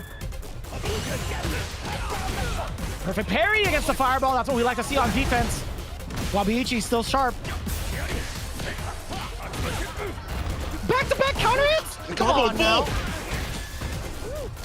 Oh, he hit him with the Street Fighter 2? Nah, why was... Nah, Cola, Why was he so ready for burn knuckle? He was waiting there a little bit, and then out of nowhere he backdashes. Why would he backdash there? What a beast! Yo, Yas! Yo, Yas! What a read, son! This dude's a dog. このチームマッチ3はリジェクトが見事先鋒戦そして大将戦を勝利を収 My め man ま smoked し him. て There's no other way to go around that. My man smoked him. 3-0? 立ち回りも良かったですけど、その局所的な駆け引きもヤスが読み勝ってて、ワビッチとしてはそのベースのダメージ取れるのかなって多分ちょっと He's a study bug, you know, he'd be up in the lab continuously. いうのがありました。 But I thought, you know, when you put the paces out here in league, it might be different for you. You might be shaky. Not the cat that's out here performing, doing well over at CEO, getting top 8s and stuff like that, traveling. Yas be traveling too, but not to the same extent in terms of like results. Look at that, interrupting the overhead, not with a perfect parry, not blocking it out. Yep. He said, I'm gonna punish it. Like, you nasty for that. And then reading it for Phil and taking all the drive gauge. Okay, this is the moment. Okay, yeah. Okay, so he didn't have any drive gauge. Oh, okay. My just had fault. super. All right. I thought he had meter for some reason. Okay. Gotcha. Good to know. He did have super though, right? So that's very interesting to know. Yeah, it's like, dude, how is he? How was he ready? Why was he ready? Why? さあこちらがマッチリザルトです。バレル側は中堅時戸選手の勝利により10点の加点に成 Crazy 功。 work. Yas, well done to be in the anchor position. Obviously, has to go back to the lab in terms of, honestly, I'll be real. All the like the risky things that Wabiichi be doing, it usually, it feels like it works on every opponent that we've seen, right? Punk, I think before. Punk had that bout with him over at CEO. You know, going for risky things, like we just saw with the target combo. But like, Yas like, dog, I've studied that. I've labbed that, I've learned that, and I'm gonna practice that in terms of punishing you. Not here, not Street Fighter League. The spacing against a vertical at the very end? Like, who are you? You're not real, bro. You're not a human being. You're synthetic or something like that. Nah, ain't no way. It's funny because now that I think about it, like Yas actually lost to Wabiichi. He got eliminated by Wabiichi over at BAM. Oh. That's what he was referencing earlier, and I didn't realize that. But like overall, man, like Yas does have experience, right? You talked about it before. Like Yas was there at CEO. He was at the EWC Last Chance qualifier. He's been at Evo. He got top 24 at Evo. He lost to Zhen. He's been a combo breaker. He had to, unfortunately, he had to play Itabashi Zangief in that tournament. But he's been around the block, man. So have the same sort of like attention on him like other players, I should say. But man, eyes are open now. After this one. All right, let's get to the interviews though. Fudo says, I wasn't able to play today because I was the weakest in the team, and you guys probably just saw that just now. Now, to be fair, I think Fudo's in a little bit of a character crisis. He's trying to get that C Viper up. He still has the DJ. The Ed is lingering around too as well. There's only one more character, maybe Sim, I don't remember. Topanga, I think he played 4 characters. I didn't get to see all of them. All I saw were clips of those 3. But I'm sure bouncing around has been probably problematic for him. So, yeah. All right, some Viper, maybe a lot of Viper, because in the preseason he played a lot of Viper. But he was not ready. So I'm glad that they pulled back and said, okay, I'm going to stay on the stands a little bit. It's been kind of tough to see where Fudo is right now. If there's any sort of proof that some of the Ed players have been impacted, we could talk about Sahara from Good Aid Squad falling short to Raoyamu to 1-2. But bringing it back to like the reject side, we're still looking forward to seeing what Fudo presents to the table now. But he's still in good hands, right? 30-10 is not too bad.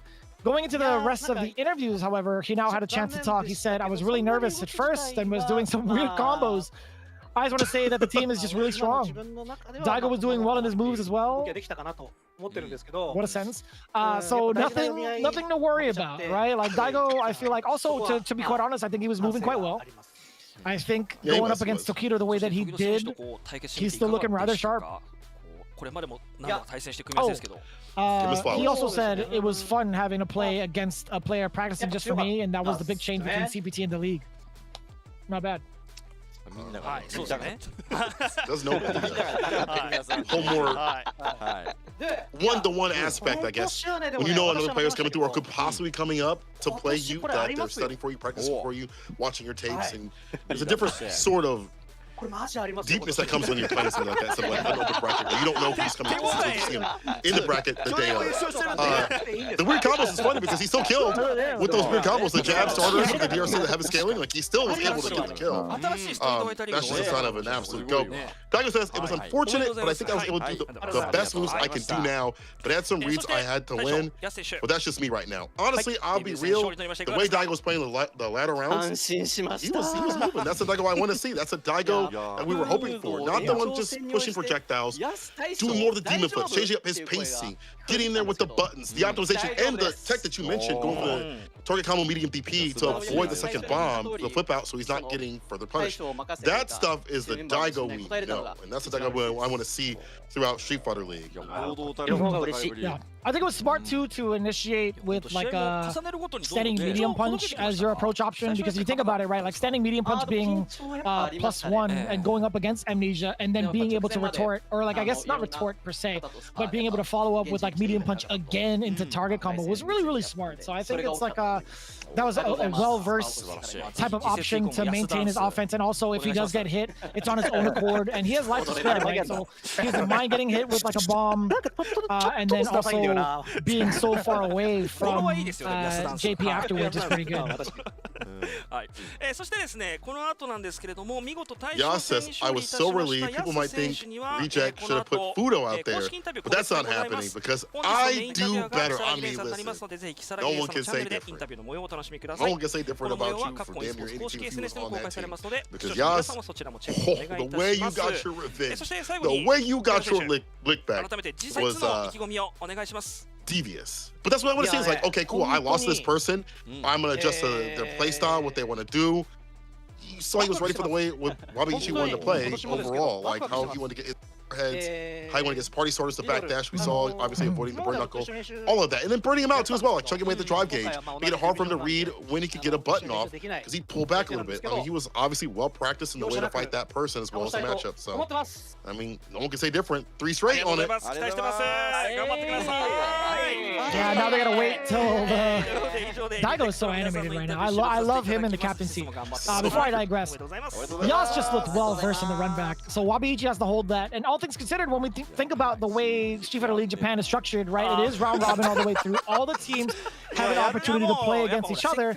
And then during the second half of the season, that's where the run backs happen. That's where the switch-up happens between the home side and the away side. So Reject, the next time they face off against VARREL, they're going to be the ones on the chopping block. They're going to be the ones that put their team order up first. And maybe, just maybe, if VARREL is feeling, you know, up to the challenge, maybe they'll run back some of the same orders that they saw with today. But knowing how things work out in the league, they want to be as advantageous as possible and work out all the counter matchups in their favor.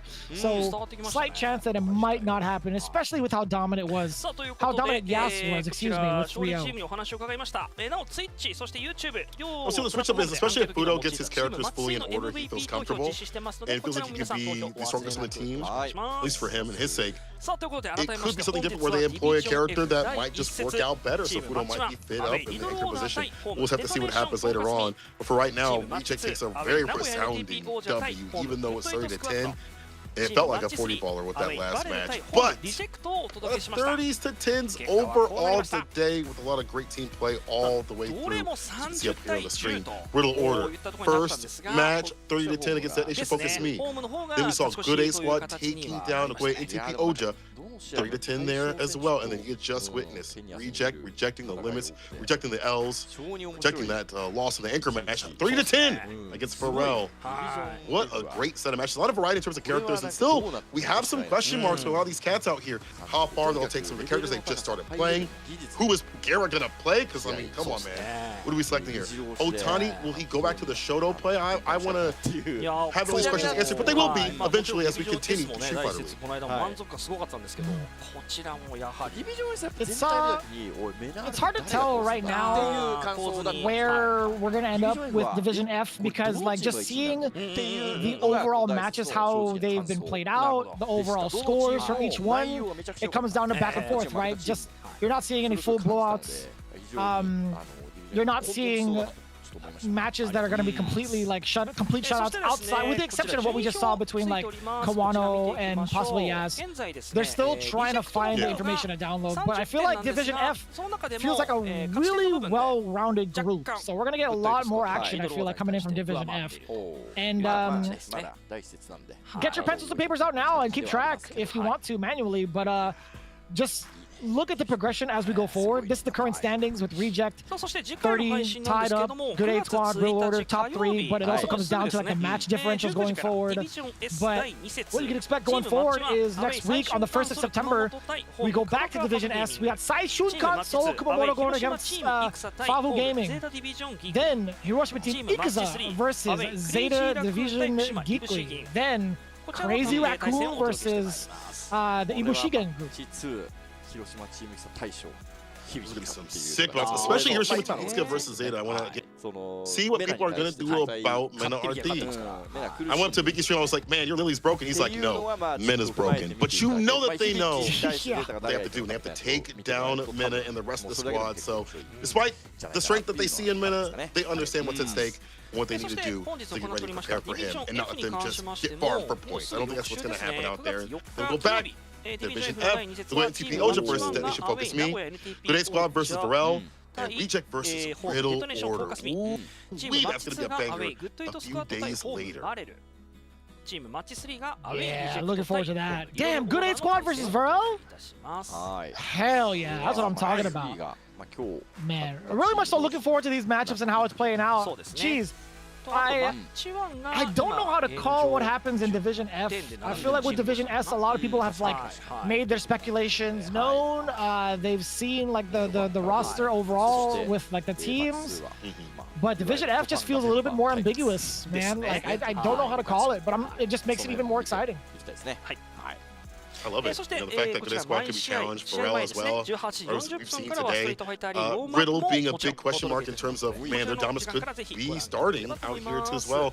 You know, and DetonatioN FocusMe, after holding a loss, they might pull it back from the brink. We're going to have the entire calendar right now, so you know exactly what is coming up and what's coming up also with the other Street Fighter leagues. EU is pulling up, what, next week? Damn! Whoa! Golly, next week. And then, of course, this weekend, don't miss this at all. It's the Third World Warrior for Japan. Pop that open if you want to stay up early, which I'll be doing so, or you can watch the VODs later on as well. It's going to be a lot of Street Fighter action all the way through, and this UFA on the way. And then we move over to even more action. Evo France, another qualifier. Even more Street Fighter League in between that. Street Fighter League Americas is pulling up. That's going to be super dope as well. Then even more World Warrior action. Take a screenshot, write it down. I don't care what you do. Memorize it. Brother, there's so much action coming our way. Now that Street Fighter League Japan is in full swing, EMEAA also happening, the Americas happening, and then back-to-back showdowns in Europe. You know what's wild about this entire schedule is that as soon as it gets rolling, the months just fly by. I've been saying this year, man. The days are long, but the years are short, and it scares the hell out of me. However, I couldn't be happier spending it with you guys, man. I think it's really, really fun to like watch how the season develops. I'll gladly put my life force into like watching fighting games with all y'all than like anything. It's pretty godlike that we're already in the end of August, quite frankly. So a lot of action to look forward to. Obviously, SFL EMEAA is going to be happening real soon with the official Japanese broadcast. As you can see, the handsome Hameko are going to be leading the charge with the elite squad of commentators that they do have in their realm. And really excited to see it, man. These guys work so damn hard, right? If you think that me and Kola work hard, these guys are working twice as hard, covering as much as they can, and we genuinely applaud them for doing so. Be sure to show some love to those guys when you get the chance to as well, and also show some love to EMEAA region coming up real soon. The commentators that get chosen for that, as well the players to pick your favorite teams. I know they have some bias over there. I just wonder what team or what player might be a part of that. But regardless, you know, that's going to be a very sick watch because it feels like you're pulling a lot of people in from different regions. It's going to make it even more exciting than last year. Now, again, Japan. The World Warrior is coming up. We've seen how close it could be. I think the last one was won by Karu. Yeah, that was the last one that was won by him. So who knows? I feel like every time I watch it, it's a brand new person, but a person who is who could definitely do it. You know, so that rotation definitely happens. All into the finale, you're gonna have a lot of commentators pulling up. This is the FPS guy, I believe, in the middle, if I'm not mistaken. Frida and Hameko will be leading the commentary for that one. So just scan QR code for more information. I believe they'll have a live viewing as well. Japan's like that. But you can also have your own at home if you want. Grab your friends, call them over, watch VODs if you can't watch it in the mornings. That's okay. Watch it a little later on. It's always a fun watch out there. It's the family battle. This is super cool. I would like to invite my parents. They can play a little Street Fighter. I don't know if my dad would do that good, but it'd be fun though. See how far I can get with my father. I don't know. Mash on modern. Something like that. Now that I think about it, actually, I think my mom might have more experience in Street Fighter than my dad does. Because she played the hell out of Street Fighter 2 with me as well. I think they've had like equal time, but hard to call. Either way, I think it's a great incentive to get like the family in it. Street Fighter 6 in Japan is doing so many things that we've never really considered before. Having like the parent and child kind of competition is such a unique thing, right? Super cool incentive. I'm looking forward to seeing if there's going to be a tournament for it, that it's going to be like actively broadcast. Who knows, man, with how bright the future is with some of these kids. I mean, I would love to see how that works out for Japan specifically as well. I'm also looking forward to Street Fighter the movie. Mark your calendars, October 16th. Best believe I'm going to be watching the hell out of this. For my boy, Maximilian, Justin Wong, and IFC Yipes. Those three are my main incentives for watching this movie because they're in it. They are special guests in the movie itself. And that is actually godlike to me. Again, Street Fighter 6, be sure to check it out. October 16th. Flood them theaters, y'all. Also bring people that have never gotten into Street Fighter. That's a great entry point. It's like a fun kitchen movie to watch with your friends, your family, whoever, you know, your love interest, whatever it may be. But that's gonna do it for us. We've had a fun time out here at Street Fighter League Japan. We've been fantastic with the fights, and we are not even done. We've only just begun. Both divisions have been introduced. They've had their first bouts. It's only gonna get more dicier from here, in and outside the league. Make sure you catch all the action for all of the leagues. Give everybody love out there. Support them. Look, Capcom, know that you love this, because honestly, I love the league. I love team-based battles. Different sort of seasoning than the usual stuff. Having people being able to bounce back and forth and seeing teams come together, whether they lose or win. It's all good stuff out here. Vicious, man, it's always a pleasure to commentate with you, dog. I know we got some stuff going on in September, but hitting this every morning, man, I wake up as soon as I see the lights are on.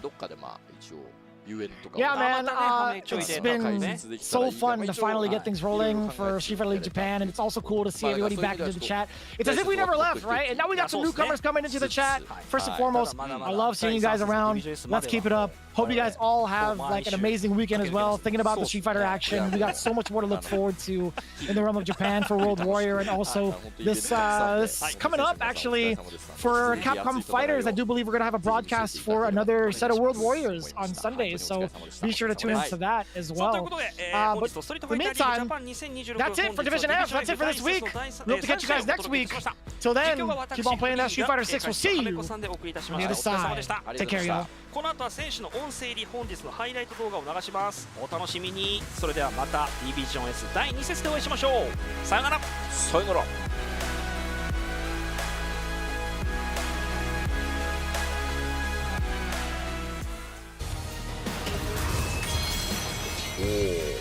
いよいよディビジョン F も開幕です。まずはチームマッチ1リドルオーダー対デトネーションフォーカスミー。先鋒戦はジュニア対ナウマ、懺悔不前の組み合わせです。見ていきましょう。お願いします。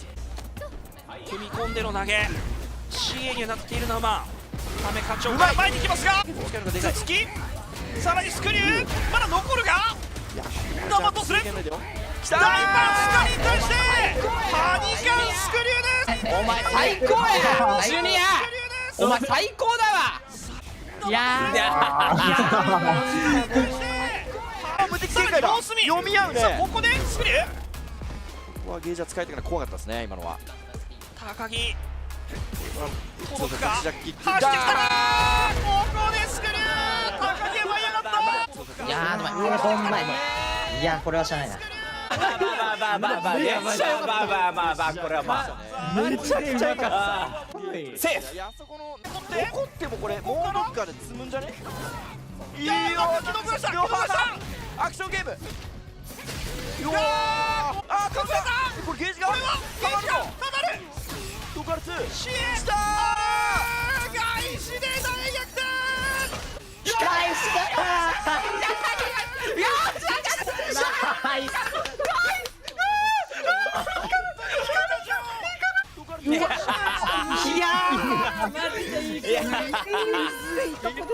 いや今の。なるほど。まずはモッチー号機に対してガチ君のラシードが出てくると、SSE で勝負するパターンもありそうです。うまそうできたー。トライの削りは受け入れたが崩れている。もしかしてこの指導はとんでもないダメージになるぞ。そのまま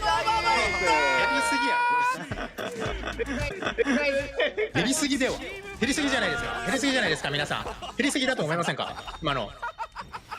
いやーいいねいや下だね。で走ってきた走り何でもリサルよ。投げもう一回投げる上からバックステーうまくすぎる。いやでもこれはくぐりから残るぞ。また残るか。残る。中継一発であそうっすね。中スター攻めに踏み込んだ。最後の最後マジかマジかうまい。最後の最後はいはいシェイシェイ。いやー頼まなかったっすね。そしてくぐりがシェイシェイシェイシェイウォンウォシェイシェイウォンウォ投げ抜ける。ラッシュバックステここでバックステです。素晴らしい。レイザーで足りるという判断。この方が見えてる。ずらしてきた。これが強い。中段動いている。川野お見事。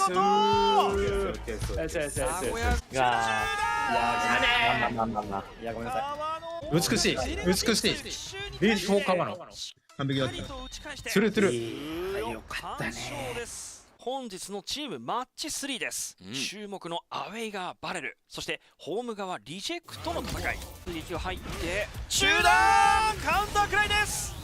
かなり引っ張っての中段に見えました。いやー下段今度は下段カウンターヒット強すぎる。ひなおのデビュー戦圧巻の仕上がりです。強すぎ。いいわ。今度は下段ドンマイだな。強すぎる。梅原さんが相手ということでですね、正直待ち構えてました。お去年同じチームでもう散々お世話になってリスペクトを持って挑ませていただきます。お願いします。いいよいいよプレッシャー溜まっている時のジャンプ、ここはからジャンプでした。どうするこれ。この後キー攻めは設置はせずハリーを警戒した。投げて起き上がり生発動ナムシカ梅原、いやここで崩れました。ナイス。崩れました。今投げられても耐えかいやーごめん。いやー惜しい惜しい惜しい。いやーしゃあない。刻んでインパクト、うおー、投げれなかったか。ヤスがうまくグッと抜けたところが遠かった。抜けるのか。ここでバーンナックルを打ち取ったヤス何やってもいいよ。おお。いや噛み合わなかったなー。手放ったな今。うん。しゃねえな。懐かしいなんか古いなちょっと。ストレートに見せました。けどまあいいでしょう。ナイス。いや。